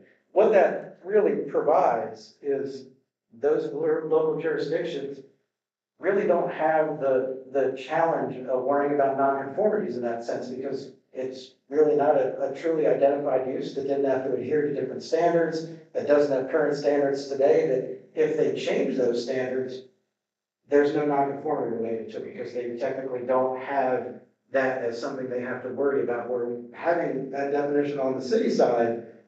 We've got these uses already established. We've got, ones under construction. We've got several that, have been permitted already that are existing. So once we, vary a setback or provide a separation requirement, do the things that, frankly, we've all discussed and we've all talked about. We've heard from other jurisdictions. We've talked to the Loudoun counties and other places that these are some of the best practices that we've heard and were asked about earlier. Because we have that definition, as soon as we put a separation requirement, we have one data center that doesn't meet that separation requirement, we created non-conforming. We just ran afoul of state law.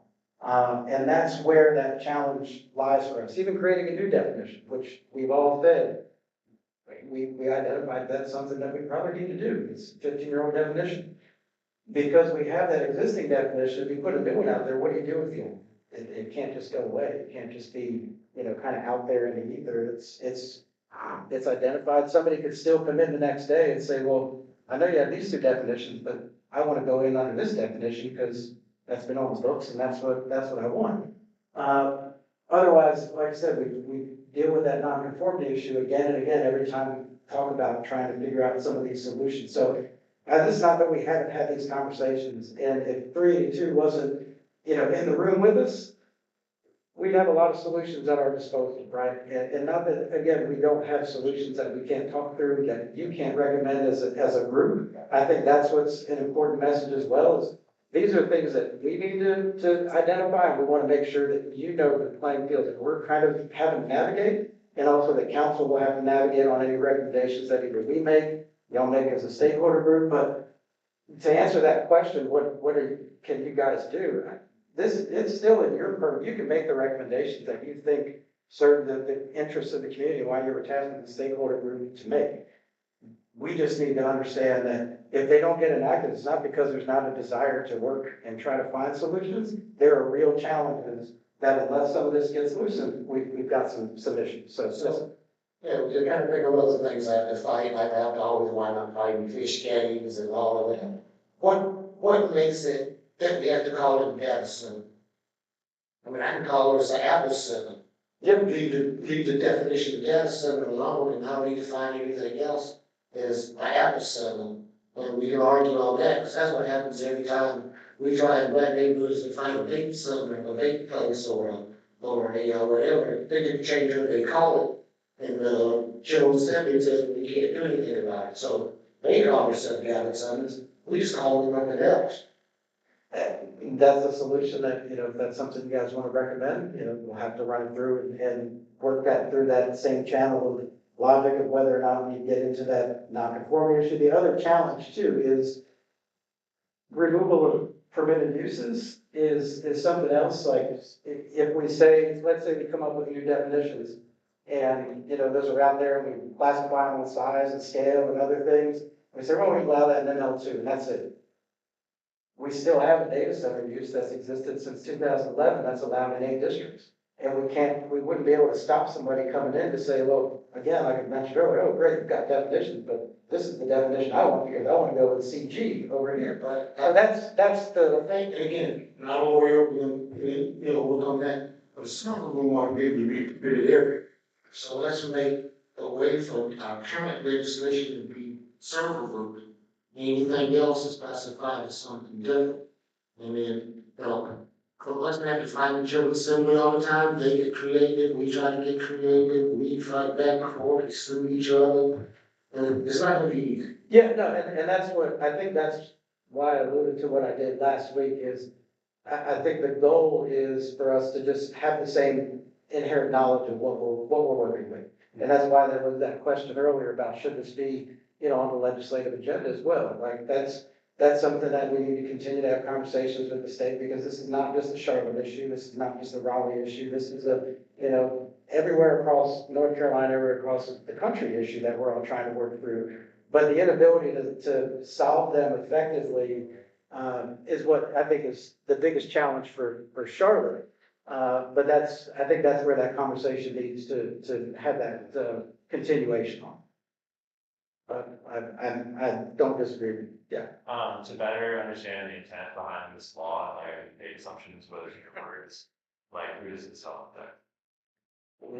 I think that's a question we're also have been continually trying to track down since it went into effect in December of 24. It was tacked on to the very end of a hurricane relief bill. We all woke up literally the next morning. My inbox had, I can't tell you how many emails. I'm like, what happened overnight? The planning's never had an emergency. And it was because this came out of that piece of legislation. So there's, conversation about where it may have come from, what it was trying to do, what happened as a result, but we've never gotten any real confirmation from anyone. We don't anticipate that. I don't know if you knew when we went, we had like 400 advocates from around the country that were for down zoning bill that Democrats and Republicans had worked on. We got to the General Assembly, and the bill number was the same. They stripped it and made it a Wake County surfing bill. And surfing in Wake County. They just took the whole down, so that was only going to strip it. The day before was there have been set at least probably a dozen pieces of legislation that have either tried to address it statewide or different areas of the state. You know, eastern part of the state may have gotten 4 or 5 counties to propose legislation to change it for them. And so there have been attempts, but it's still ongoing. I saw, hold on, y'all. Maybe it's not gonna work. Okay, I saw 4 hands, but here's the question I had. Do you all want Dave to do the rezoning slide so you can see what you can do? And then that way, when you're asking questions, you can have both pieces of information? Okay, do the rezoning. All right, okay, let's go through that. Perfect. All right, rezoning. A lot of y'all been through this. Dr. Epps have been through it. It's a very, hopefully iterative process, an engaging process. I know we've made some tweaks and changes to improve that, but I'm sure there's always things we can do better. But rezoning process, you know, is the act of, let's say you are looking to do a project and you don't have the right zoning. Well, you've got to go through a legislative process to request that zoning be changed. File your petition, you go through staff review, you do have that community meeting that is required as part of that. And it goes then through city council, you have your public hearing, it goes to our zoning committee for recommendation, and city council makes a decision.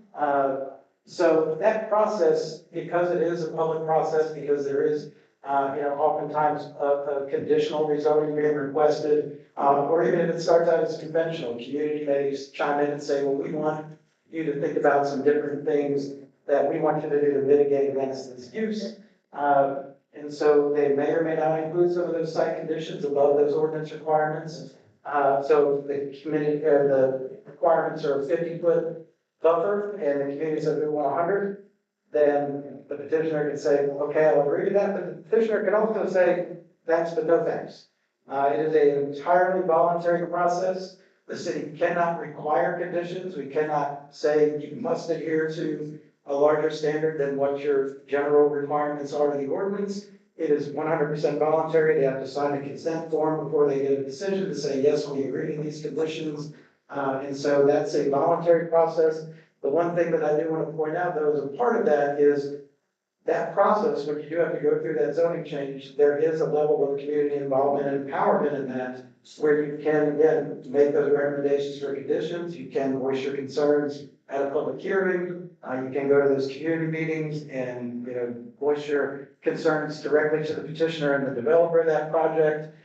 So that's really, if a project has to go through that process right now, particularly, let's say in this context of data centers, that is the best opportunity to talk about the things we're talking about tonight, like what's the noise impacts going to be? What are the potential water usage impacts? Are you going to do a closed loop system? Are you going to do environmental studies? I think even the one Morris Chapel, they have to do a turbidity meter out in the creek for potential runoff issues and challenges. So those are all conditions that were brought forth by the community, sometimes by staff, sometimes by city council, sometimes even by the zoning committee. And we put those on the table as a group, and then again, the petitioner can look at that and go, these look reasonable, or hey, let's compromise, or thanks but no thanks. And then it's up to city council to then make a final decision based on, what they've heard from the public hearing, what they know about the project, what they've heard from staff, recommendation from the zoning committee. The city council has that ultimate final decision. That is a legislative decision that they get to make on those. And once that process is complete, the zoning's in place, all those projects that went through zoning do eventually, if they get approved, become a by right project after that happens. But they may have conditions associated with them. They may have things they have to do for community benefits and other things that may or may not live with the city. They may also be between the community and the developer. But that process is probably the most effective process we've got in place right now. Should a project like a data center go through this, that's where the community right now has the best opportunity to have influence over any conditions, any requests, and just have their voice heard more so than a by right project that just goes through staff. So I think that's, Before you go, Dave, can I say that? Like, part of the reason I'm sitting here, part of the reason we have a hubbub in the spring of this year, was right there. Petitioner community meeting and it's back to the city council public hearing. Well, we know living in King Street subdivision, not even a mile from the Hood Road proposal, nobody knew about it. Yeah. That because the requirements for the notification of the petitioner controlled community meeting was that they only had to send out notifications, not even certified notifications, but notifications, but, and forgive me, I'm speaking wrong, it was only properties that adjoin the property in question, maybe 300 feet or something. That's the rentals. Yeah, so Yeah, Community leader, community with the city. yeah, so, We're registered, so everyone should have a registered community leader for your neighborhood. yeah, right, but we didn't get it. And it said that they had to go to our HOAs. The HOAs got the notification, but they didn't notify us. So we're knocking on the doors with these young ladies. Nobody knew about this, including the properties that were 3-4 houses away from the edge of the property.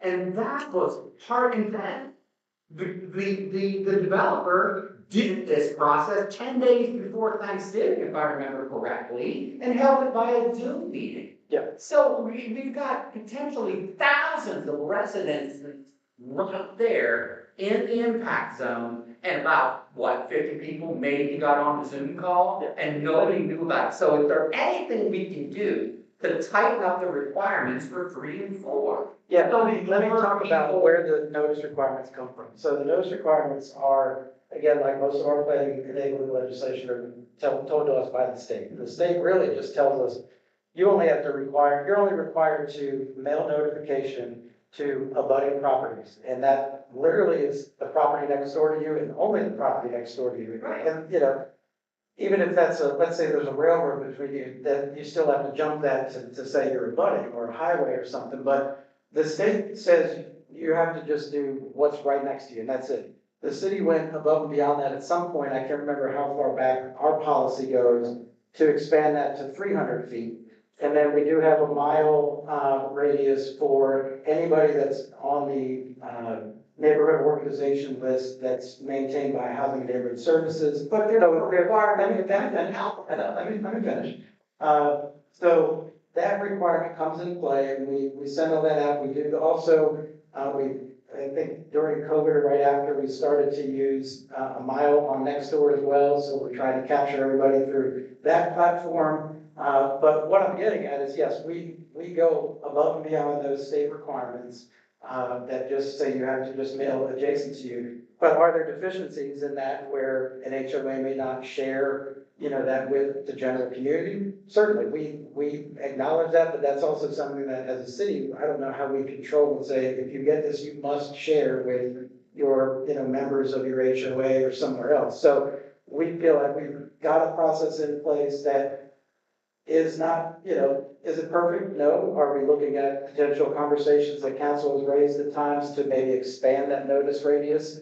Yeah, I know that's something that they've looked at and something that we have had conversations with them about over even the last year. We've started recently mailing also to physical addresses. Before it was just the property owner. So if you lived in Florida, but a tenant lived there that might have been a long-term renter, they wouldn't get that notice. It'd be down to the guy in Florida. But now we've started mailing to every physical address as well if it's not the same. So if you own it in your property, you live there, you get one letter. But if you live in Florida, that guy gets one, but the tenant also gets one. So we've made some tweaks to it. Like I said, is it without issue? No, there's certainly issues with it. Some of that is outside of our control. We oftentimes hear that it never got to people. Once it leaves our offices in U.S. mail, we're not sure how to do it. The state doesn't require certified mail for this. They do for certain notices, but not for zoning map amendments, text amendments, other things. So yeah, is it a perfect system? No. The Zoom meetings, the virtual meetings were something that, as we all know, started during COVID because we still had to run and maintain business operations as usual. A lot of folks did find those to be more beneficial because if they had childcare needs and other things, they could attend that meeting without having to get somebody to come out and, to take care of a child or, an elderly parent, something like that. So we do still allow those. There are times where we request they be in person. And so is it something for this particular use? Do you have different notice requirements in place for them? Something we could, certainly explore. But again, everything has to be done in the confines of those state laws we talked about. But I think that's a very valid point to raise. There are uses that might have greater impacts than others, and so maybe you want to do something a little different on that. Dave, is the city's mile required now? Mile radius required? It is a adopted council policy. It's an adopted council policy that they mail to the mile. And then I think. But it's a mile of folks that are registered as neighborhood leaders. So if a neighborhood leader lives within a mile, they get that notice. But if they don't notify people living in the neighborhood, then it gets pointless, which is what happened to us at King Street and all the HOAs surrounding. Yeah. Nobody knew, period. So whose fault is that? Who, So where signs it? Yes. We also have signs on the property. All our signs now have QR codes too, which is nice, but we do post signs as well. Thank you, Doctor. And then, hold on, I want to ask you one more question, Dave. Well, I want to pose it to the group to think about as you're thinking about, should it be a mile, all of these things, should the Zoom meeting, and here's what I'll say. I'm an HOA vice president, I have a meeting in person, 15 people show up. I have a meeting on Zoom, 75 show up. So I just think sometimes Zoom is easier for moms, like that, everybody. I just think sometimes it's easier. So just think about that too when you're thinking about preference. But I do think if it's a hotter topic, it is good to look people in the face. Yes, Barbara. I'd just like to add that while it might be a mile, but the energy bill will affect more people than in that 1 mile radius. So it seems to me there should be some flexibility in that. And one of the things I'll say is if you start to consider different ways to notice, it really should be a universal type of thing and not necessarily tied directly to, let's say, a specific use, because you do have to make sure you're, taking care of things across the board equally. So, you do want to make sure that if that's a conversation, that notice requirement may growing to 500 feet or more. That is something, again, that council has brought up as they want to just visit on a whole for everything, no matter what the project is. And I think we're still working on whether, what kind of fiscal impacts that has, because that's more stamps, more mailing, more paper, all that stuff. But that's also why we went to Nextdoor and tried to use that as a way to leverage technology in the sense that we're talking about tonight to capture more people. And I will say that when we look at those notices that we sent out through Nextdoor, there have been, oftentimes you'll see 5,000 to 6,000 properties captured where the mailed notice might only capture 30 or 40. So it doesn't mean that everybody sees it, but we do know that it's at least the net is much larger in that sense. So The UDO is covering regular, I don't know what the word is for, facility, but the data centers, that's a different animal. And so that's the reason I'm saying that there should be some flexibility in your policy. Because it's not the same, you can't compare a data center to a regular warehouse, for example. So it's just different. And I'll say this, there are some people that don't like warehouses because of the number of trucks that come in and the pollution that is caused from the trucks and the traffic. Polluting, and the warehouse is not making noise, and the warehouse. I will say, let me say one thing. Let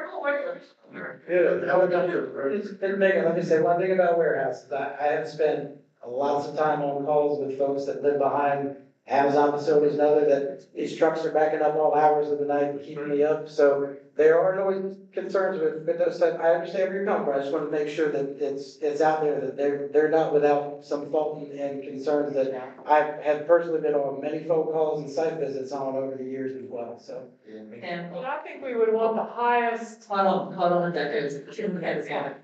Thank you. No, go ahead. I want to pivot a little bit to 382. I'm more aware now of the limitations than I was half an hour ago. So thanks for that. I have to believe, even though that was rather recent, the data center evolution has evolved rapidly even since 382 was passed. Nothing's easy in the state, I get that, but I have to believe there are reasonable minds at the state that would recognize the unintended consequences specific to data centers of a policy like that. Yeah, what I'll say too is we talked a little bit earlier, let's put something out there, we can tweak it later. That's been typically the practice with zoning ordinances since zoning ordinances were in effect. You put something out there, it's not working, it needs fixed, you go back and tweak it. But because of that little non-conformity part, that makes even that exercise very challenging. So you almost have to get it right the first time and be comfortable with it, because right now, without that flexibility to go back and say, well, yeah, we made a couple of mistakes here, let's clean them up, fix it, tighten it up. And once you put it out there, if you go backwards, that's where it gets even harder and harder each time. Dave, I was working at, at the next door, next door, I don't like next door, next doors. Usually my neighborhood, they let them know when I'm out walking.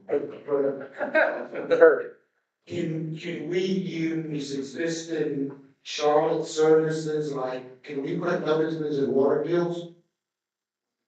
That's a great one. That's something we can Said no. You said no.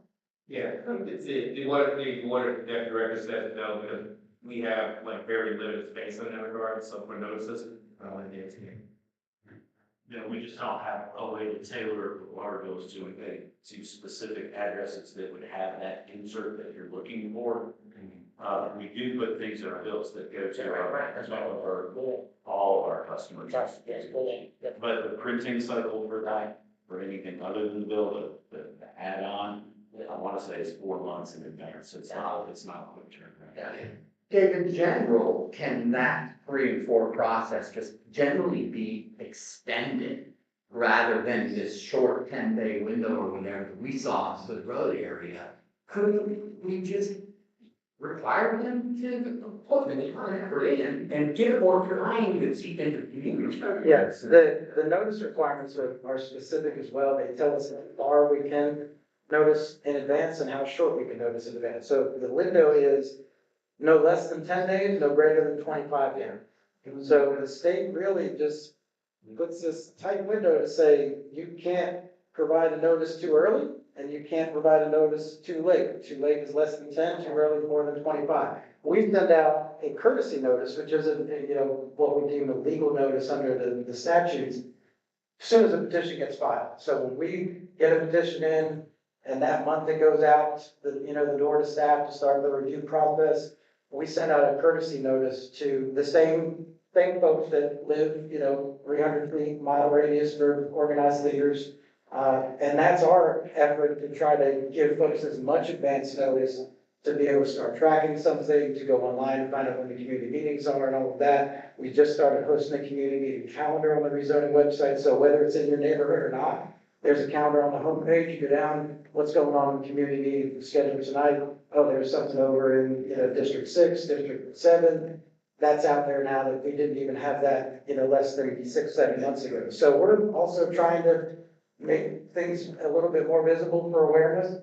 But that's why we do send that courtesy notice out so folks can kind of start tracking. As soon as that notice goes out, there's a website built for that petition. Any information relevant to it, who the contacts are on there. So we try to do that a little bit early, but the state for those community meeting notices and our legal notices, when the public hearings come with council, same thing, 10, no less than 10, no more than 25. So that's why a lot of folks get that 2 weeks before the meeting, sometimes a week before, because we're really, we mail it out within that time frame, but then it could take 3 or 4 extra days to get to you, so that mail process loses some time as well. Nancy?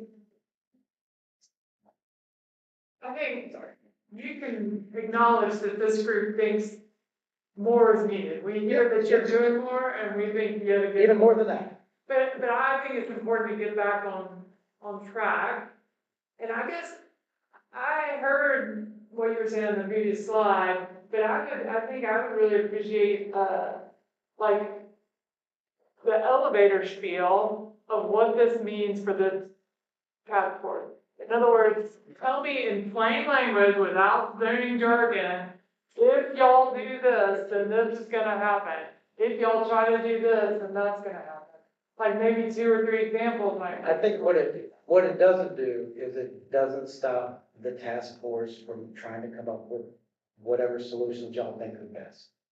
What I think it does is puts maybe some reality to those solutions that may not be fully adoptable by council per that state law. So let's say, yeah, separation requirements, let's talk back about that. You know, no data center should be within a mile of residential. Could we, you know, is that something you can recommend? Yes. Is that something we'd have to go in and make it or not? If that causes a nonconformity, then you've got a challenge with that when you're not compliant with, or you want to change the buffers and say there should be 200 feet, 200-foot buffers. Our right now requirement is 100. So once you make that larger, you've created a nonconformity. So that's where it becomes. We don't have any power to do anything. Well, because that's There's two categories, there's by right and there's rezonings. Yeah. We can't say as much for by right. Right. We have every right to say anything we want to on the rezoning. Yeah. At a minimum, we could, there's a rezoning that was prompted, I think, or maybe prompted the moratorium in East Charlotte. That deal is pregame, open season. The by right ones sounds like. And changes to the UDO, which would affect the by right, is where this has the most impact. Let me just quickly. Okay, sure. Wait, we just get that one. Thank you. Let me just quickly just weigh into your question. I think what Dave was saying, myself as the city attorney's office, my two counterparts are behind me as well. We will look at and evaluate the recommendations of the task force and see what is legal and probably not permissible in the state law. So what I think the best course of action, if you have ideas, move forward with those ideas. Please have an evaluation, and then legal in conjunction with staff will be able to say what's permissible, what isn't permissible.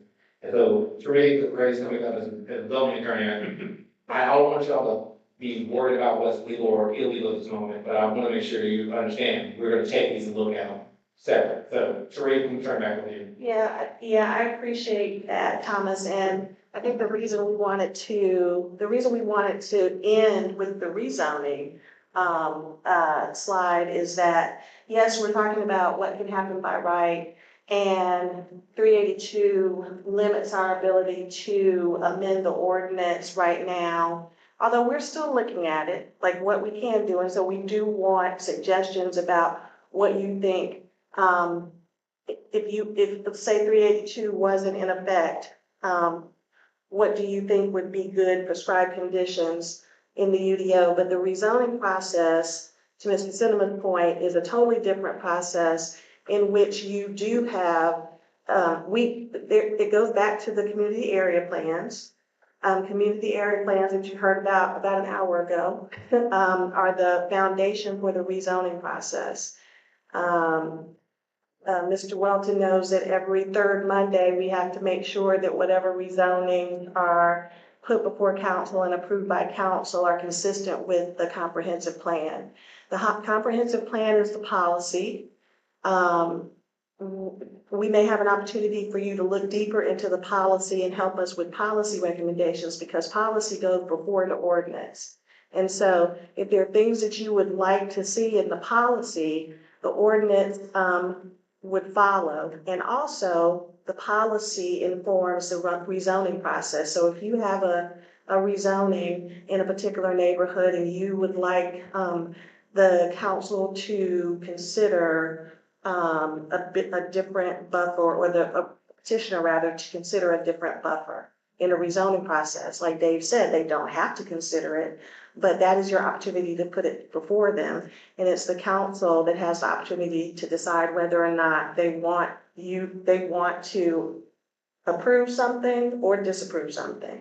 So we do want to hear what you have to say, because we are evaluating this from all angles, just not the by right angle, but the rezoning angle, which is what this task force have the ability to come up with some standards that we may be able to formulate, to Ms. Mingo's point, into a policy recommendation for the council. So we're hoping that the expertise in this room can give us some guidance about, and if all things were equal in the best of all worlds, what could we do to make data centers and the impacts of data centers less of an impact on the community? Well, one of the things I asked for last time, I hope it's still being considered, and as we do it, because like Michael was saying, this is complicated. I had asked that we break down in buckets, what would you be on, what was rezoning, what needed to be happening in my order. I asked that last week, and I'm also hoping, because we took the time, 75 days to write our baseline ordinance, that you're looking at that. And one has to get what the city has for the first 75 days. Because we're still trying to patch all this together.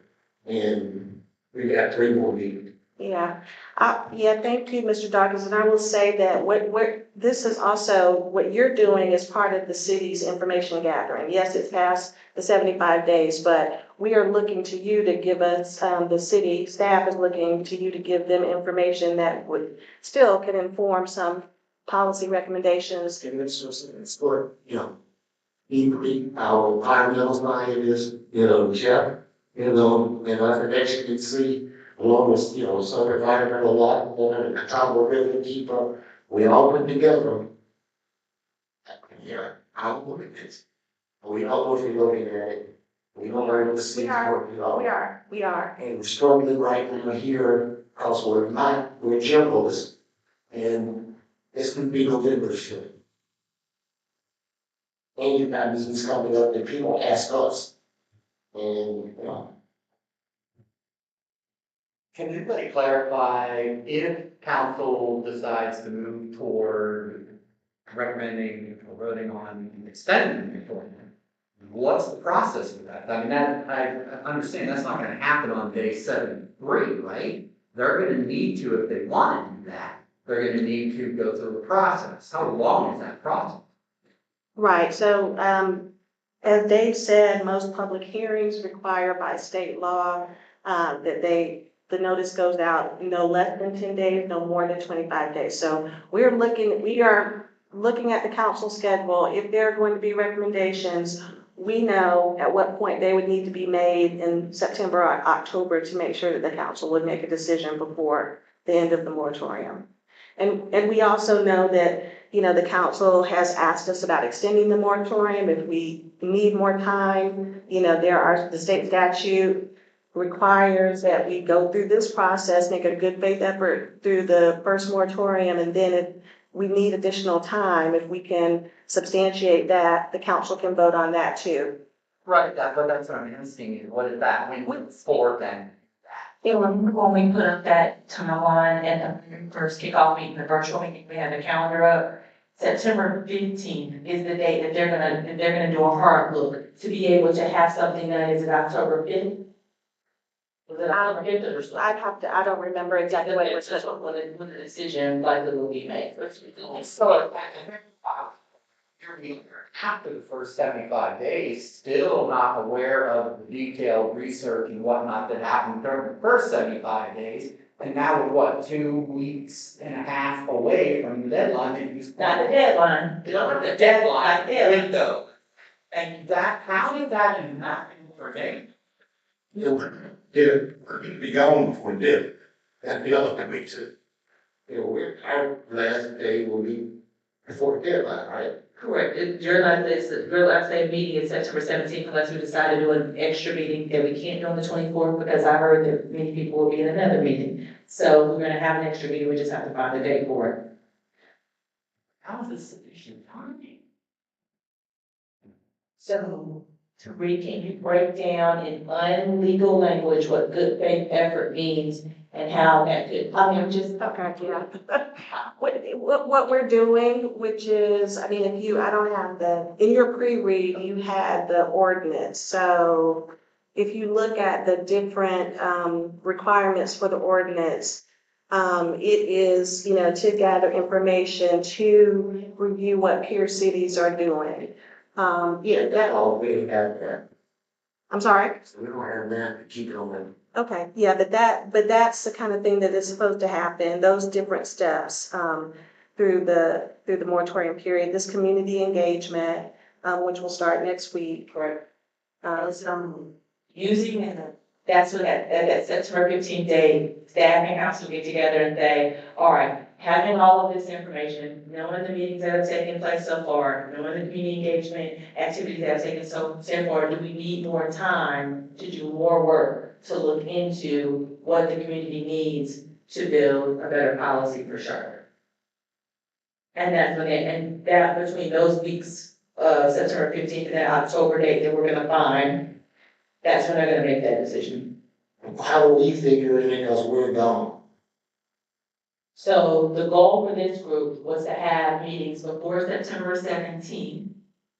And if we had to have the 24th, we would, so that we could be able to provide those recommendations from this group. And then we take the information from the community engagement meetings and then have that information and be able to give at the top of October. So we take y'all's information, which is a lot more information, and then take the community information, and then also there's a survey. Yes, ma'am. Can we recommend how much more time the? Oh, turn your mic on, please. Thank you.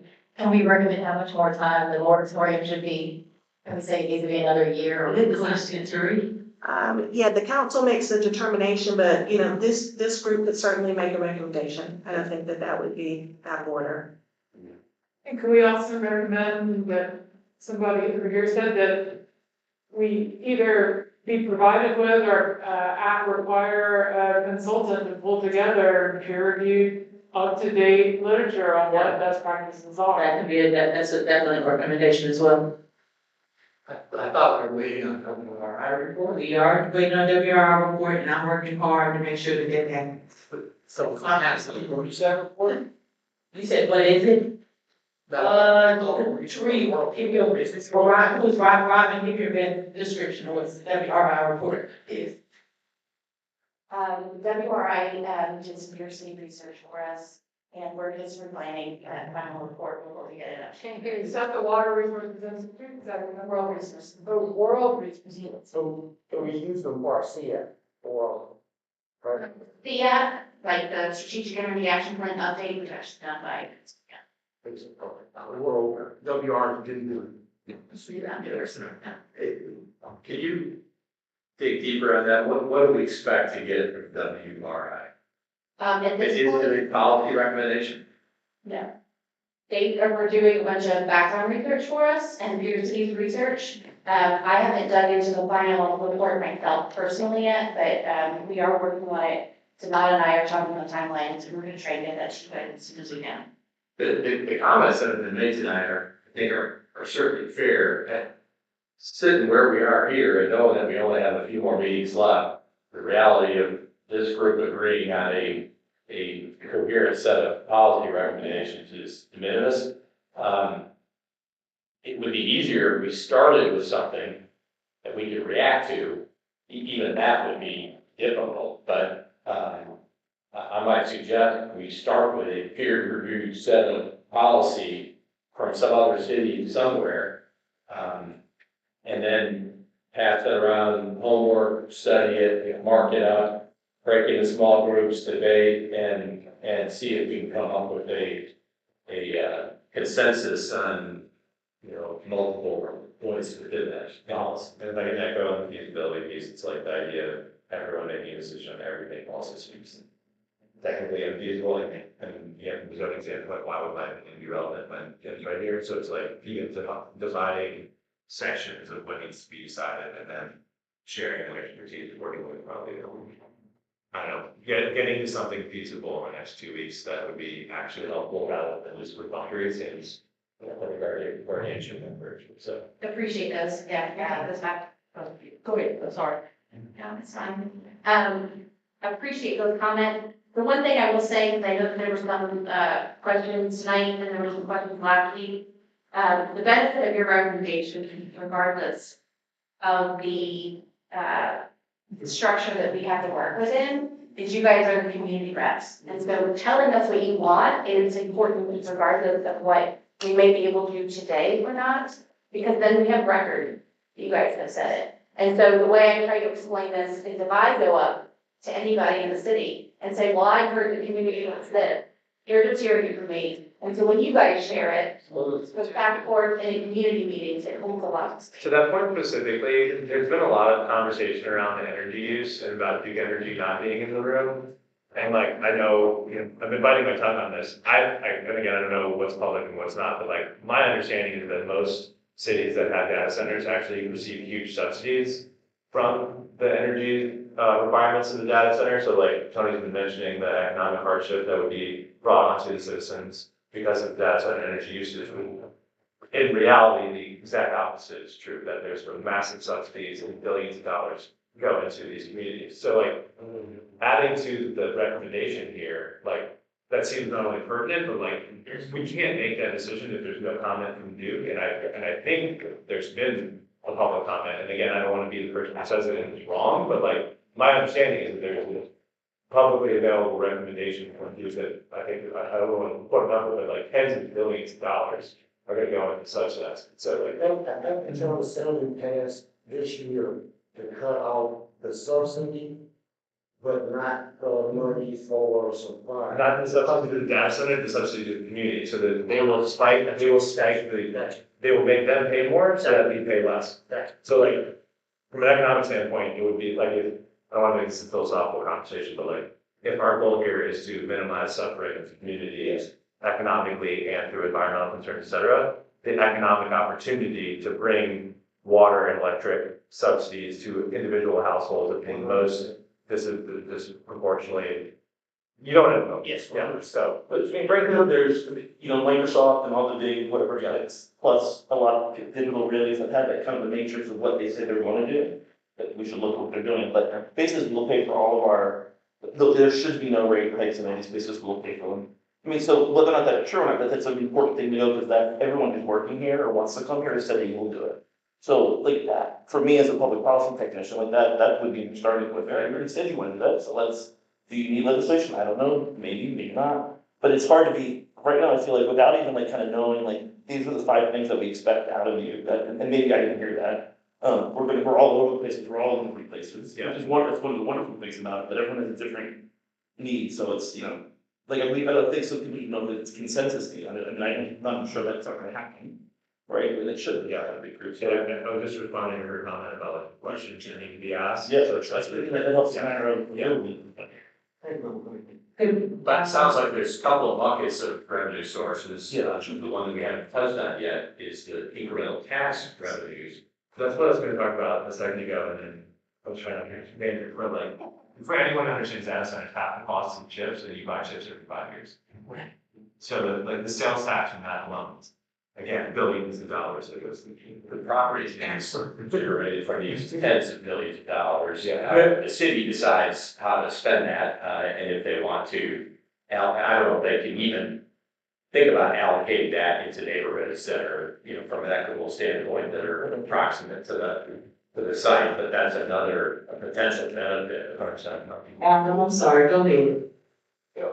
I mean, it would seem to me, I think just trying to maybe merge a bunch of threads together. What y'all are hearing from us is a bunch of generalists who, to Michael's point, we can talk all day about values and aspirations, and we can give you a real long list of what that looks like. But I think all of us are grasping some level of best practice and information to make sense of what we can give to council that's useful and actionable. And right now, I'll tell you, I don't feel equipped to put my name next to any set of recommendations that go to city council, because I just don't know enough, and I don't know enough about what's happening around the country. And so there's a disconnect for me between the bullet train that we're on toward the end of this moratorium and the gap of information that I have about best practices.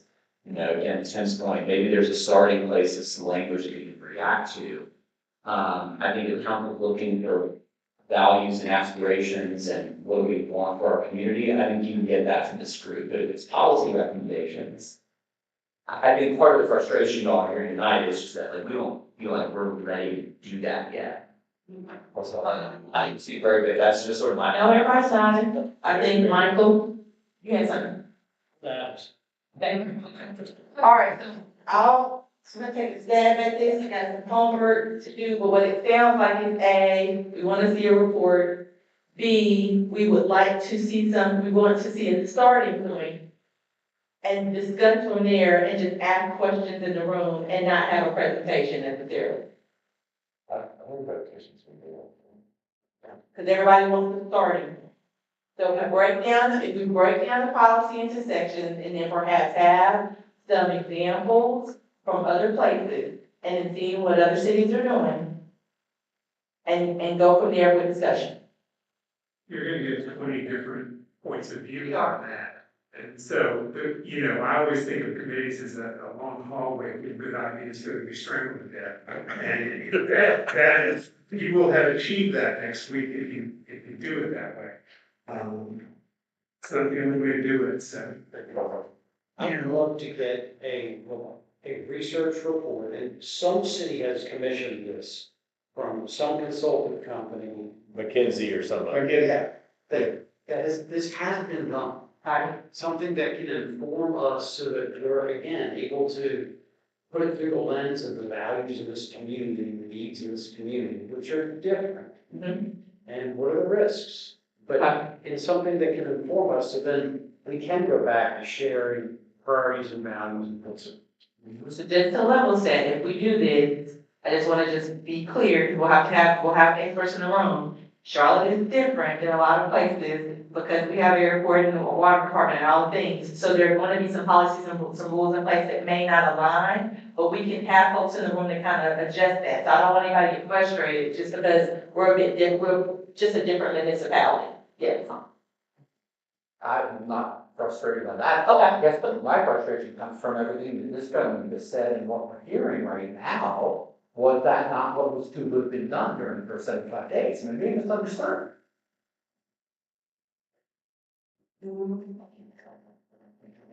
I didn't expect that.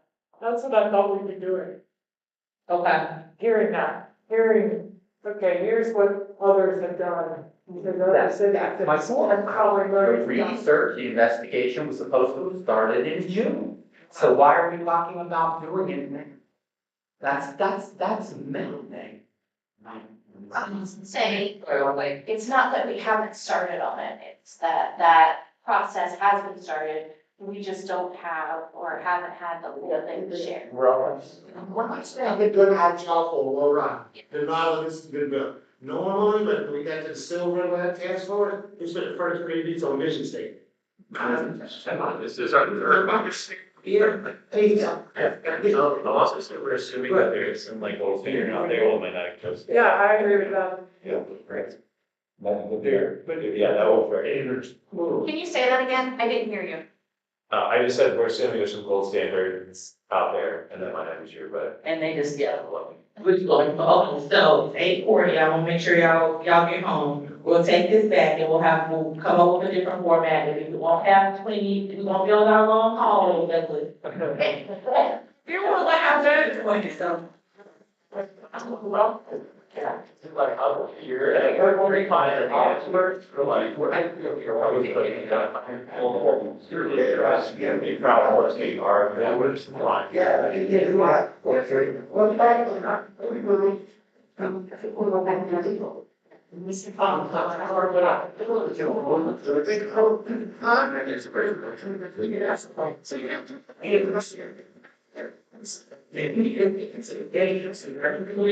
So we need to guess. I'm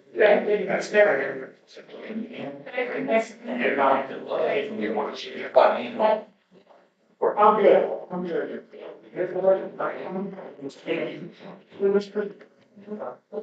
But the email came from you. Yeah.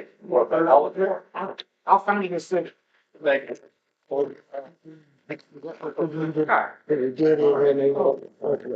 This is the video. Well, you're, but your quiet voice is yelling.